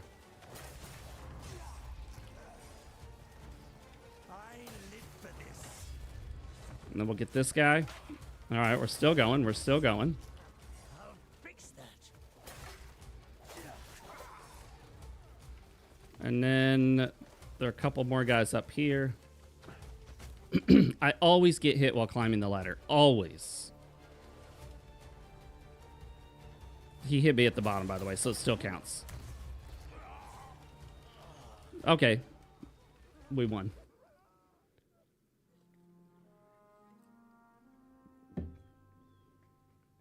Do they have a trailer, the Sekiro anime?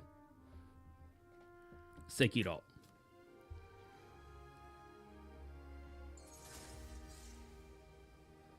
Just make sure you don't let anybody say Sekiro.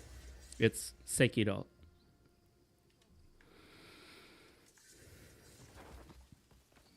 Well, we did it. We only had to kill 403 enemies. Go on, ask a question. Whoop.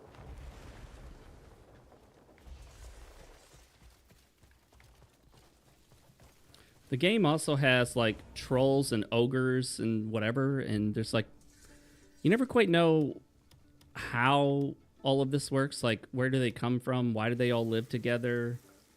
Do they have different kingdoms? Nothing is explained that I've seen. Flame Mage, welcome, man. Good to see you. Welcome to Crimson Desert.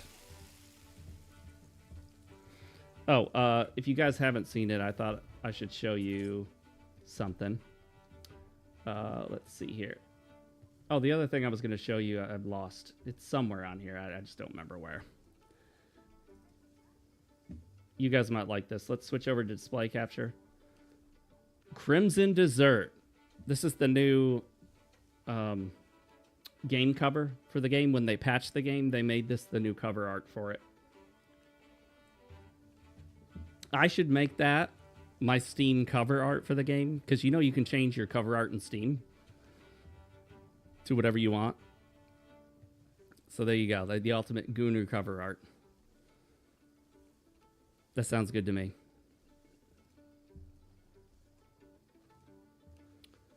Dang, I lost that other thing I was going to show y'all.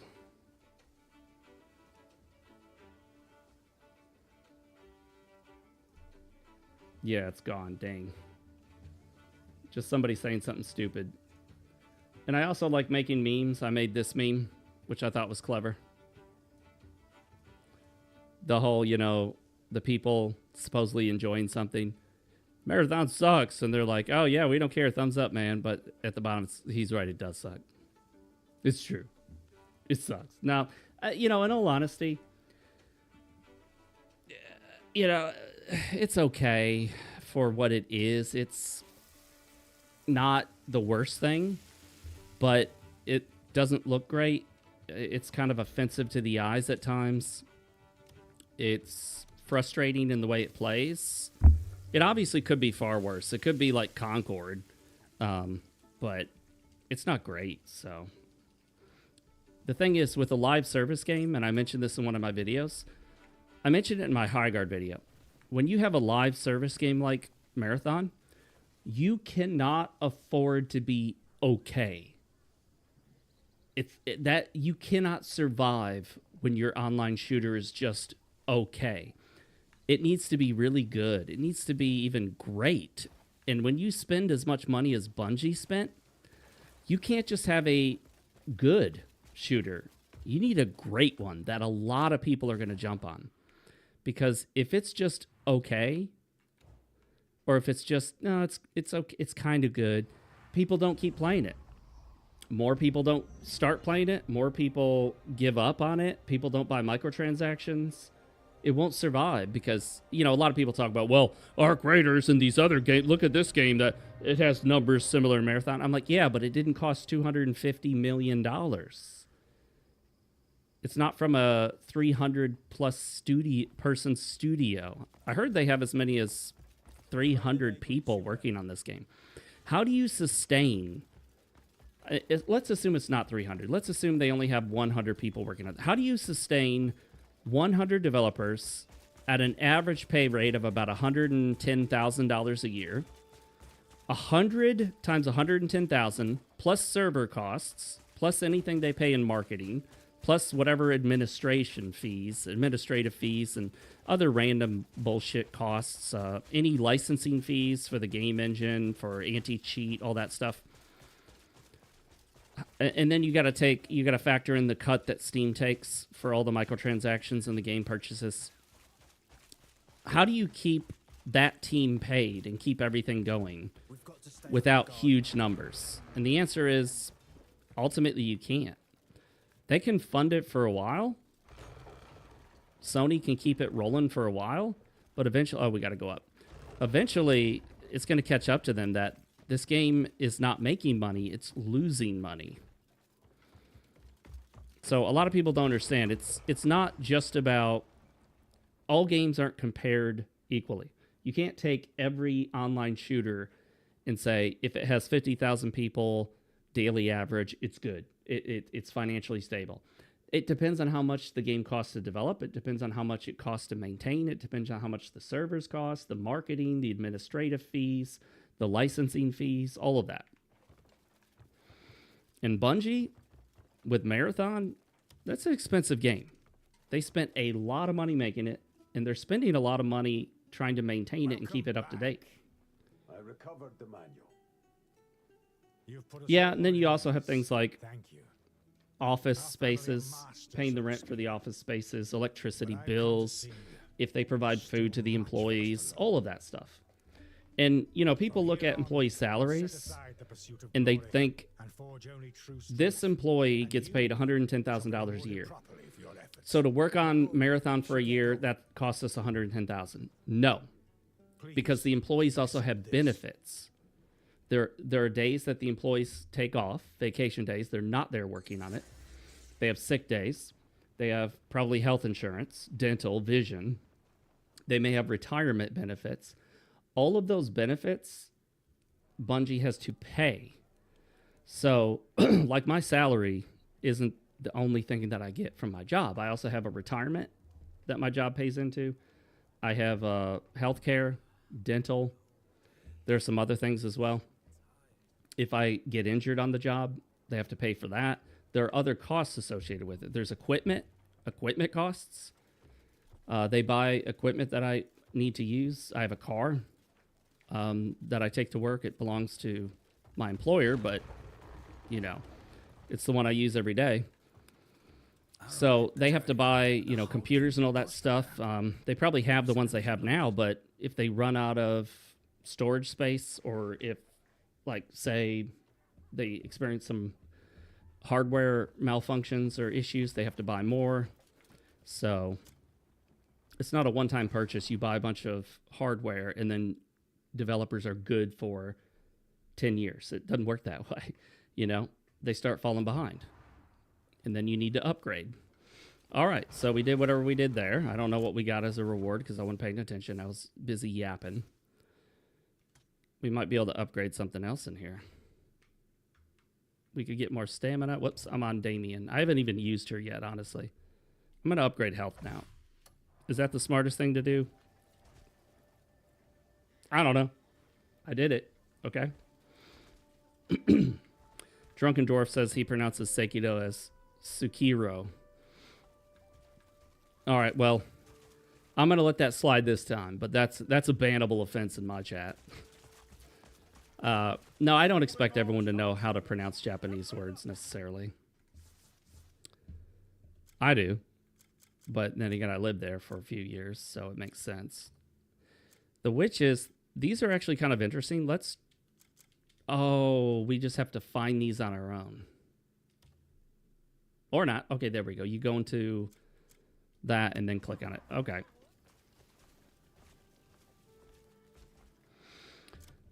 Drunken Dwarf says live service games also added to the downward trajectory that multiplayer games are currently on. Yes, because now, instead of having a really cool shooter with an awesome campaign that also has multiplayer, this is multiplayer.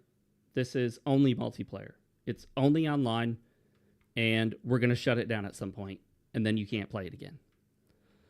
You can't even do your own servers. You can't even have private servers. Which is bullshit, because if you really love Marathon, let's just be honest here. Let's get away from all the hating and the back and forth and the culture war bullshit. If you love Marathon, great, good for you. It doesn't hurt me any. People would constantly post, when I posted on X, they would respond to me saying, well, I'm going to go play Marathon for another 3 hours, and I know that really grinds your gears. And I'm like, play whatever you want, dude. I don't care. Go play Marathon. Go spend $10,000 this month on it. Has no effect on me whatsoever. I have given up on Bungie. I don't expect anything good from them for me. I don't care. Bungie is dead to me because they're not the same Bungie anymore. The Bungie that we knew is dead and has long been dead. Do whatever you want. But for those people that actually love Marathon, good or bad people, the problem is, if they decide to shut the game down, what happens to their game? If they shut the servers down, it's gone. Can they get a group of people together and say, hey, let's start our own server and keep playing this game we love? Nope. You think Bungie's going to allow that? No. Bungie doesn't have an end-of-life plan. Their end-of-life plan is death. We live in an age now where games don't have end-of-life plans. Games just die and go away. All that effort developers put into Marathon, and people that like it, or at least say they do, why are they not... oh, yeah, okay. I remember this area. Why are they not allowed to continue to play it at their own expense? If I want to run, say, a Marathon server off of a computer at my house and invite a bunch of my buddies on the internet to play with me, why can't I? What's wrong with that? It doesn't cost them anything. They already got all my money. You know why they want to take that away? They want to take it away so that you don't have that game to play, and maybe you'll buy the next one they come out with. That's why they want to take it away. That's why Ubisoft shut down the crew and didn't let you play offline, even though you could easily. Ubisoft does not want you to continue to play the game you already bought. Ubisoft wants you to buy a new one from them. The Crew 2, or whatever else comes out. They want you to stop playing the game that you like because you're not paying for it anymore. You're done paying for it. They want you to start paying for the next one that they release. All right, so it looks like I can't get over there until I figure out how to get through these little assholes. Where did they send me? All the way over here? Apprehend the outlaw. Ah, sure, why not? We'll go over there now. Oh, defeat the enemies around the sanctum. I tried to get there. I could. Well, hang on now. Did I? Yes. There's some sort of... I don't know. I got to figure out the situation there to where I can get into that territory. Hey, let's get this guy. He's closer. Yeah, Ubisoft, Nintendo, Capcom. Most of them are doing this bullshit. That's why Ubisoft loves making what are essentially offline games. That's why they love making them forcibly online. That's why you'll play some games and think, you know, this really feels like it could just be an offline experience. Why is this always online? DRM, so no one can pirate it. And number two, so they can shut it down when they want and make you buy the next thing, or at least try to force you to buy the next thing. So when they shut down The Division and The Division 2, and they come out with another game similar to it, if you want to keep enjoying that experience, what do you have to do? You got to buy another game. And Ubisoft gets more money. Nintendo doesn't do it as much, but Nintendo does all sorts of things they shouldn't do. I honestly consider Nintendo to be the worst video game company on the planet right now. Among the many other things they did, they were the first to push for $80 games. You think when Nintendo gets reimbursed for the tariffs, they're going to give that to the people who paid for the Switch 2? When Nintendo said, well, it's because of tariffs. Nintendo blamed tariffs for the Switch 2 price before the tariffs took effect. And now that they may get their money back in this lawsuit, because the judge already ruled on a previous issue that basically said, yeah, the tariffs are illegal, so they're probably going to get something back. You think they're going to... Oh, damn it. I got to figure out how to get around this bullshit.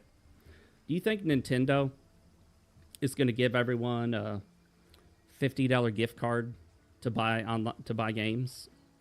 You think they're going to give people anything? Hell no, they're going to keep all of that. Let's move them. I just recently bought The Division.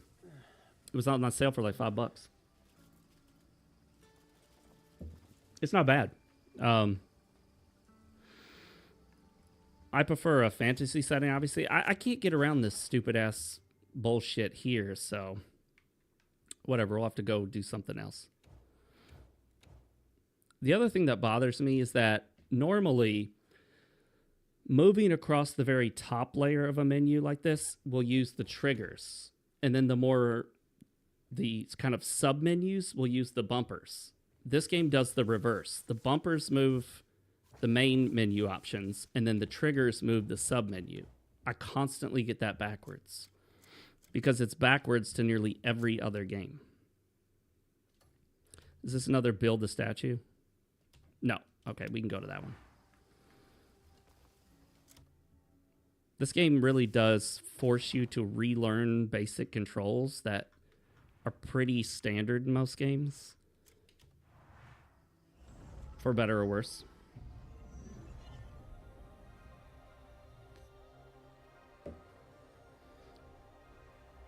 Yes, gamers are tired of being nickel and dimed for everything. Just the microtransactions, DLC that aren't worth it. This whole idea of, oh, this is a premium game. What? FromSoft comes out with really good, high-quality titles, usually. And they don't feel the need to tell you this is a premium game, so we're charging a premium price.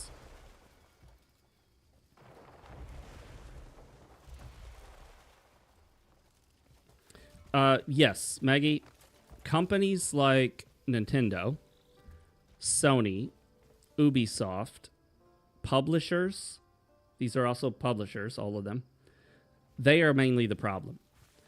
Game developers will often talk anonymously or in secrecy to YouTubers and journalists saying, we didn't want these microtransactions in our game. Yeah, quadruple A. Quintuple A, sextuple A, which sounds naughty. Developers will say, we didn't want to put this in our game, but we had to, they made us put this in our game. Because a publisher or a big corporation of a bunch of suits that don't even care about games and don't play games, what are they going to do? They're going to look at games as a product to sell and say, how can we make more money? How can we make more money? How can we make more money? That question never stops. Ever. Okay, how can we make even more money?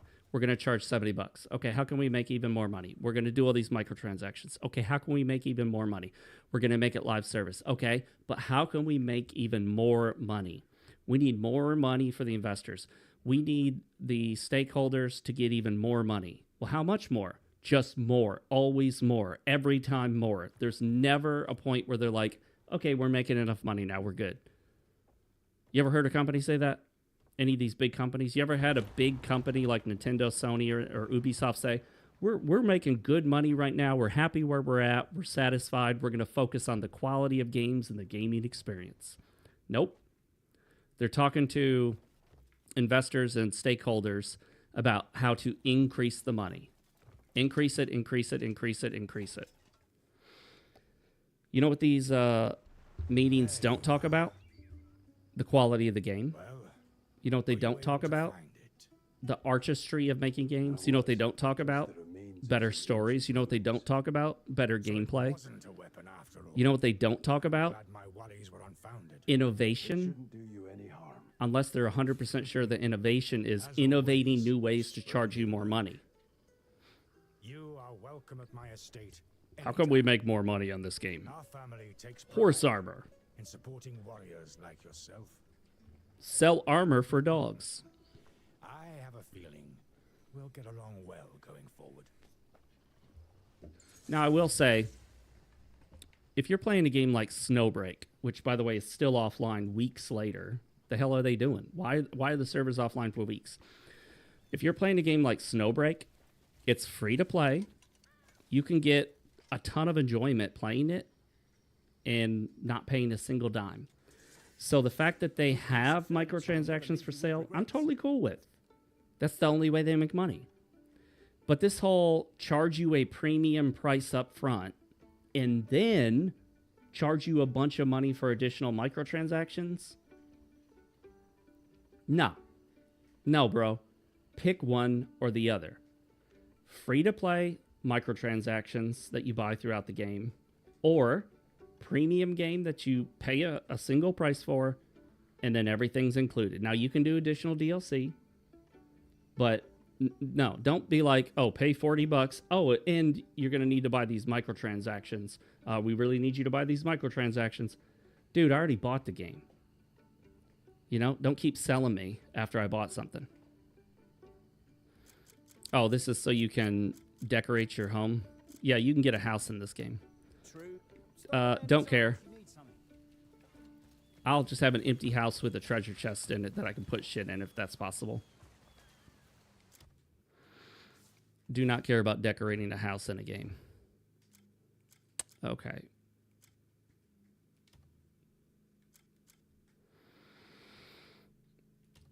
Oh, that's the Shy. This quest might actually take us in the right direction in getting through the Shy territory.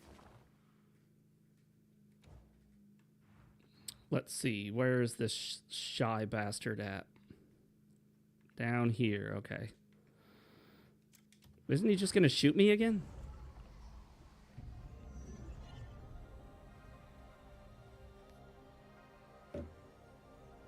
And, you know, the idea of microtransactions has changed.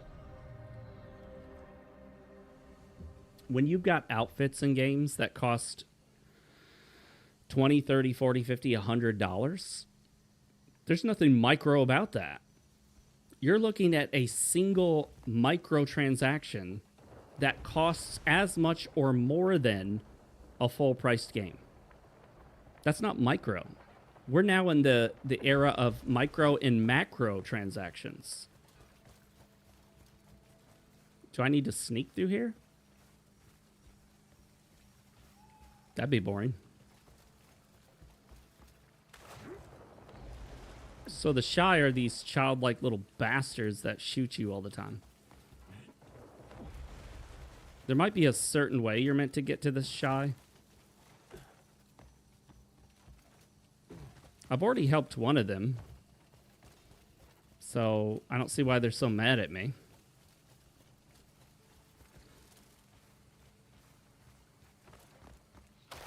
Yeah, fuck you, buddy.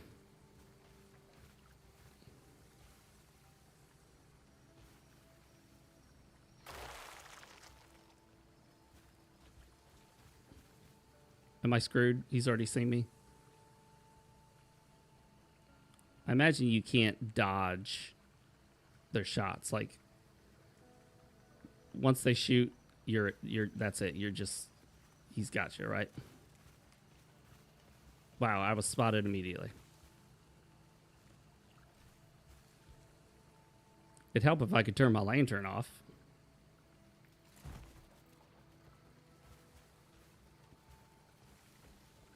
Speak with the Shy. Well, it'd help if they weren't shooting me.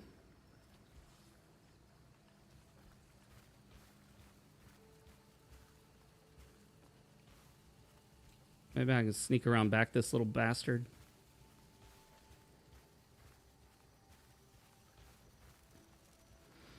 I think I need to get to that tent that's over there.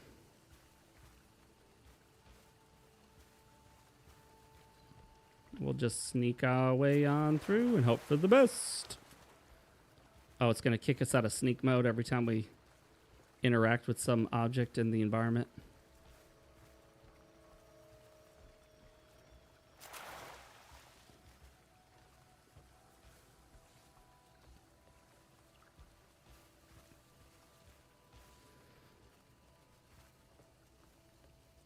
All right, so far so good, guys.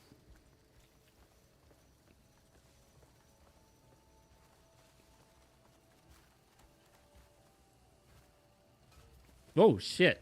That deer just You were just nearly kicked killed out, me. right? I'll show you how to get into the town, but you have to help me first. Something precious of the chief's was stolen. Uh-oh. On my friend's head. I need to get it back before the chief notices. Hey, Cornelius, welcome. Still. On his head. Lurking. Yes, on his I head. like that. Lurking while I'm They're working. in trouble when I find out. That sounds like a song. Please. Well, my friend should be. Oh, there he is. Come on, follow me.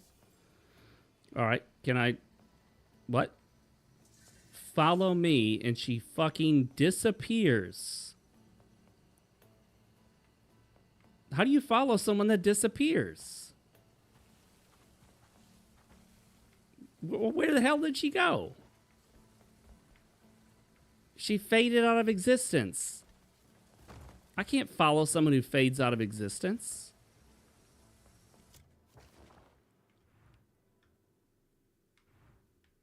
I wish it would take me to where I'm at. Whoops, wrong button.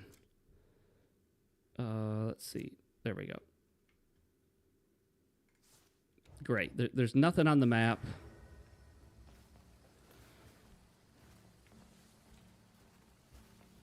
I don't know where she went, dude. She just disappeared.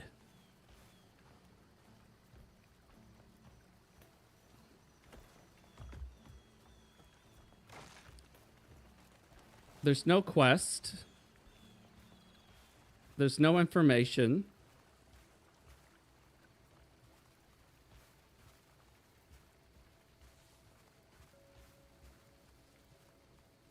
Okay. Guess I'll just walk. I don't know what else to do. Did it just not tag the quest?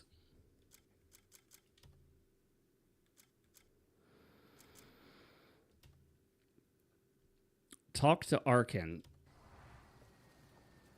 Oh my goodness. What the hell?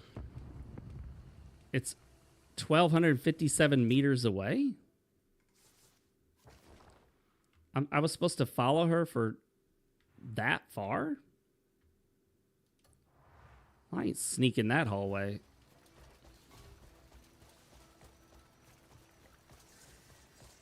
Anyone in here? Am I good now in this town? Can I, like, move around normally now?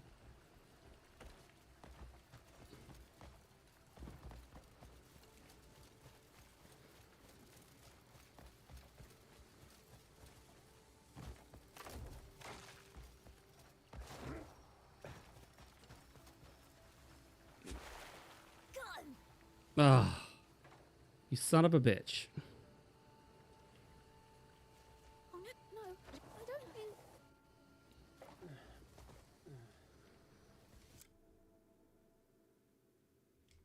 Hello?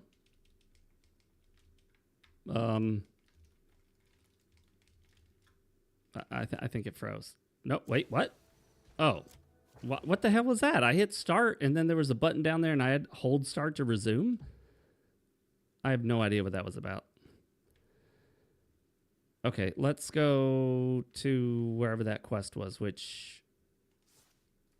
God damn, these controls. You're always hitting the wrong button. I have to think really hard about which button you're supposed to hit. It's almost never the button you think it would be. Okay, so we need to go way out of our way over there. I guess what we'll do is go around. No, wait. What if we go... No, because that's the trouble area. Yeah, at first I thought it was crashing, but apparently not. So what if we go this way? Yeah, I guess we'll just have to go around. Nope, those little shits are right there. It's not clearly demarcated on the map as to what is their territory and what isn't.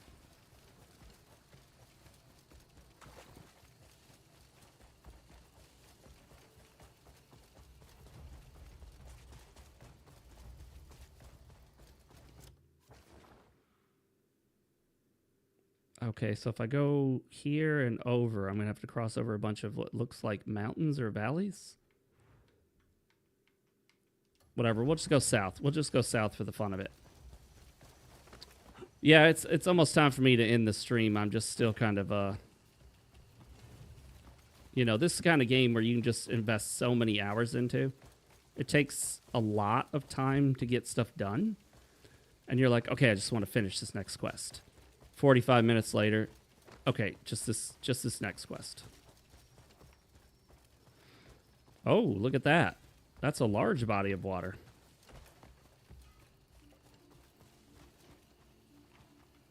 Oh, look at that. We stumbled upon a teleport point.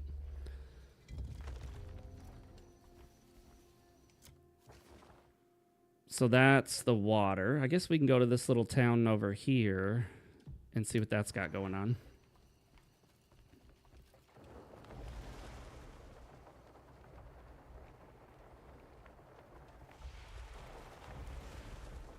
There's some people over there.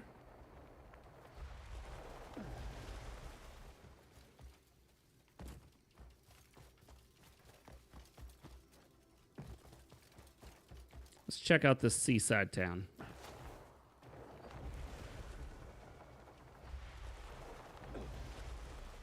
Gotta make sure you don't fall too far because you will take damage.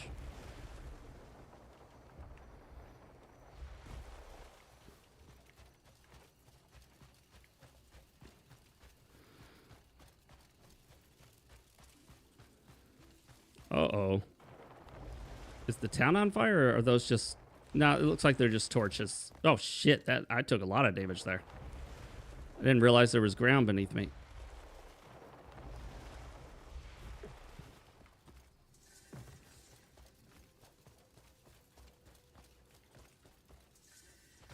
We should be able to find a bed to rest at in there so I don't waste any of my food. It's a farming village. The Bay of Steel.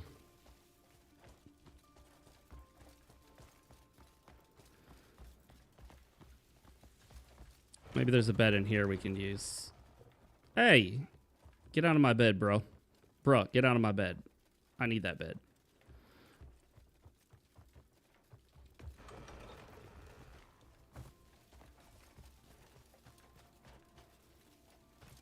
Can I get in there? Well, they're still awake, so they should have some beds available. Yep, here's one. You just walk in and be like, I'm going to sleep in your bed. And they're like, okay.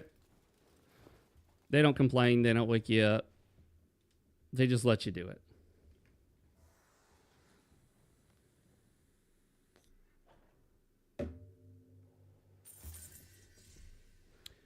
Yeah, Drunken Dwarf, I just saw your Anthem comment from earlier. It sucks if you really liked it and it gets shut down and that's it. It's gone. It's gone forever. You can't even do your own private server.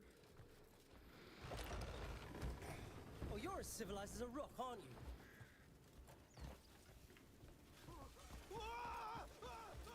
Not sure what that guy's running from.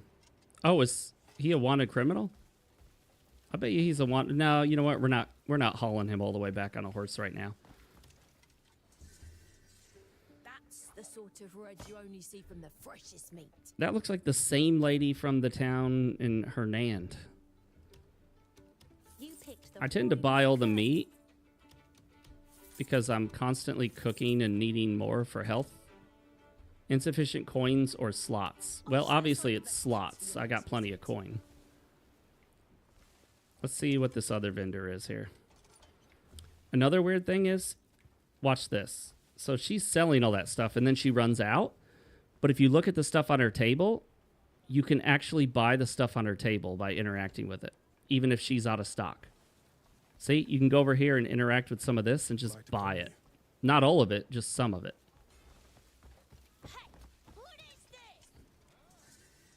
I've got plenty of fine goods. Oh, small bag. Fair prices. Please. Insufficient coins or slots. You don't need a slot for the bag. The bag creates a slot in your inventory. We can put this in there and that'll open up a slot. In any time. And you always get that merchant sound or music. Quality is guaranteed. Anything new? Watch this. You just linger on it and you learn about it if you haven't found it in the game yet. I've got until next time.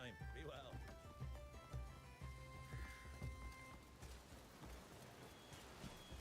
Hey. Whoa. Can we get in one of these ships? Can we sail in this game? I guess you can get in a ship in this game. I've seen someone do it. So some of the treasure chests in this game are interactable and some are not. That's always been a frustration of mine in games when treasure chests look the exact same. Some you can use and some you can't. Can I just sail in this thing? No. No. Oh. Uh-oh. I'm in trouble now. I can't get out. There we go.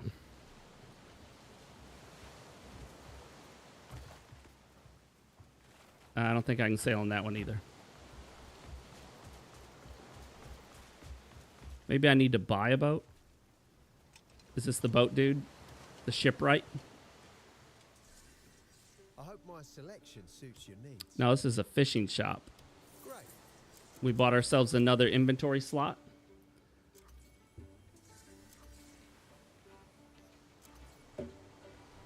It encourages you to find new merchants because many of them will have a bag for sale.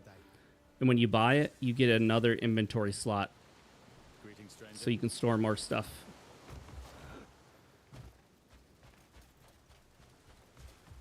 It's just the kind of game where you can constantly improve your character, constantly upgrade your inventory, upgrade your camp, upgrade your cooking, or cook better meals, upgrade your weapon, upgrade your armor.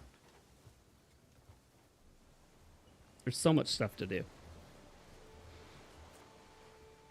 I think the anvil in the grindstone do the same thing. I think they both just reinforce. Even though one says reinforce and the other says repair, I don't think weapons need to be repaired. Yeah, they both do the same thing. So there doesn't appear to be any weapon durability mechanic in this game, which I'm very grateful for. I hate durability mechanics in games. They're usually just this frustration where you got to keep up with it, and if you forget about it and your weapon breaks and you don't have another good one, you're screwed. May I be of assistance? This game has generic keys. This is another complaint that people have made. So you can see that key. It just says key. I thought I had more than one. I thought I had like 13 of them. Anyway, this will open many locked doors, including just random locked doors, not even specific ones. And if you happen upon a door, the only way to know if it's locked is to try to open it by running into it. If it is locked and you can use the key, it will use the key. It won't ask you, it will just use it. And you'll go into the room and find absolutely nothing in it. But you've wasted a key. So that's kind of frustrating. Like you'll waste keys by just pushing on a door that you don't know is locked, and then boom, you use this key. Even though that was never your intent. You didn't want to use the key. If you get copper pouches from enemies, you have to open them to get the copper that they have in them, and then that frees up your inventory spot. Oh, the Stag Lord's shield. How does that compare to ours? It actually looks like, well, maybe it's not better. Maybe it'll get better with upgrades. That might be a better weapon or a shield with upgrades. It's also sometimes it's hard to compare gear because you're comparing the unupgraded version with the upgraded version that you have. I have a regular fog, and this is a dark fog lantern. Let's use the dark fog lantern. Is that going to be better? Let's just do this. Why does he keep doing that? I'm trying to use the damn lantern. Oh, is it because I'm... Oh, there's no lantern? It doesn't show the light? Weird.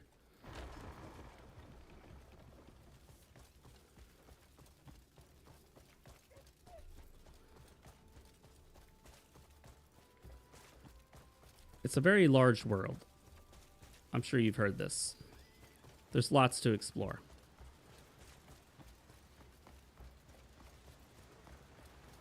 It's not all... Like, the quests are not super interesting, but I don't think it's about the quest text necessarily. You look friendly. Sometimes it's just about wandering around and having fun. Discovering stuff. Although most of the towns, or most of the homes in the towns have absolutely nothing of value in them.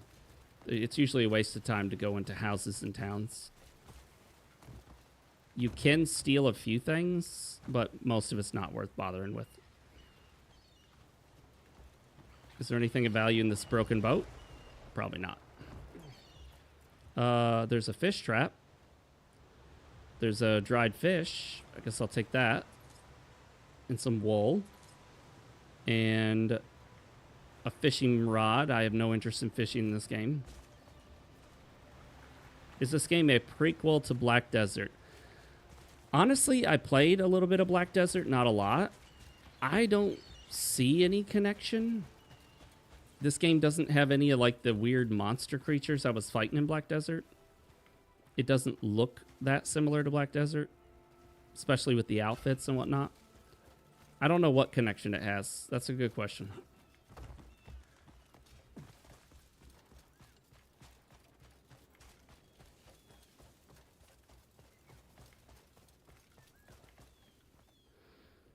All right, well, I guess we should call the stream for now. What's over here? Nothing. So we got this town, and then we got the fast travel point that's pretty close to it. It'd be nice if they put the fast travel, like, in or right next to the town, but that's not something they always do. As you can see, there's quite a bit of the world I still haven't explored. There's all this area that I haven't been to at all. The actual Crimson Desert that I haven't been to at all. That area up there. This area that I haven't been to. So entire regions I haven't touched yet.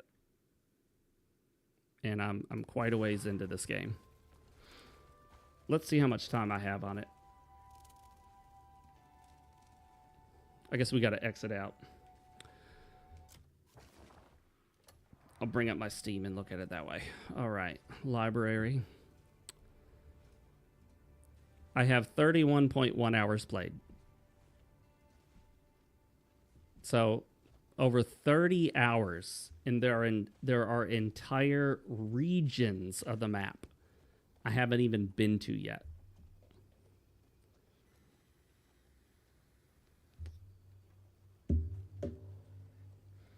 Wow.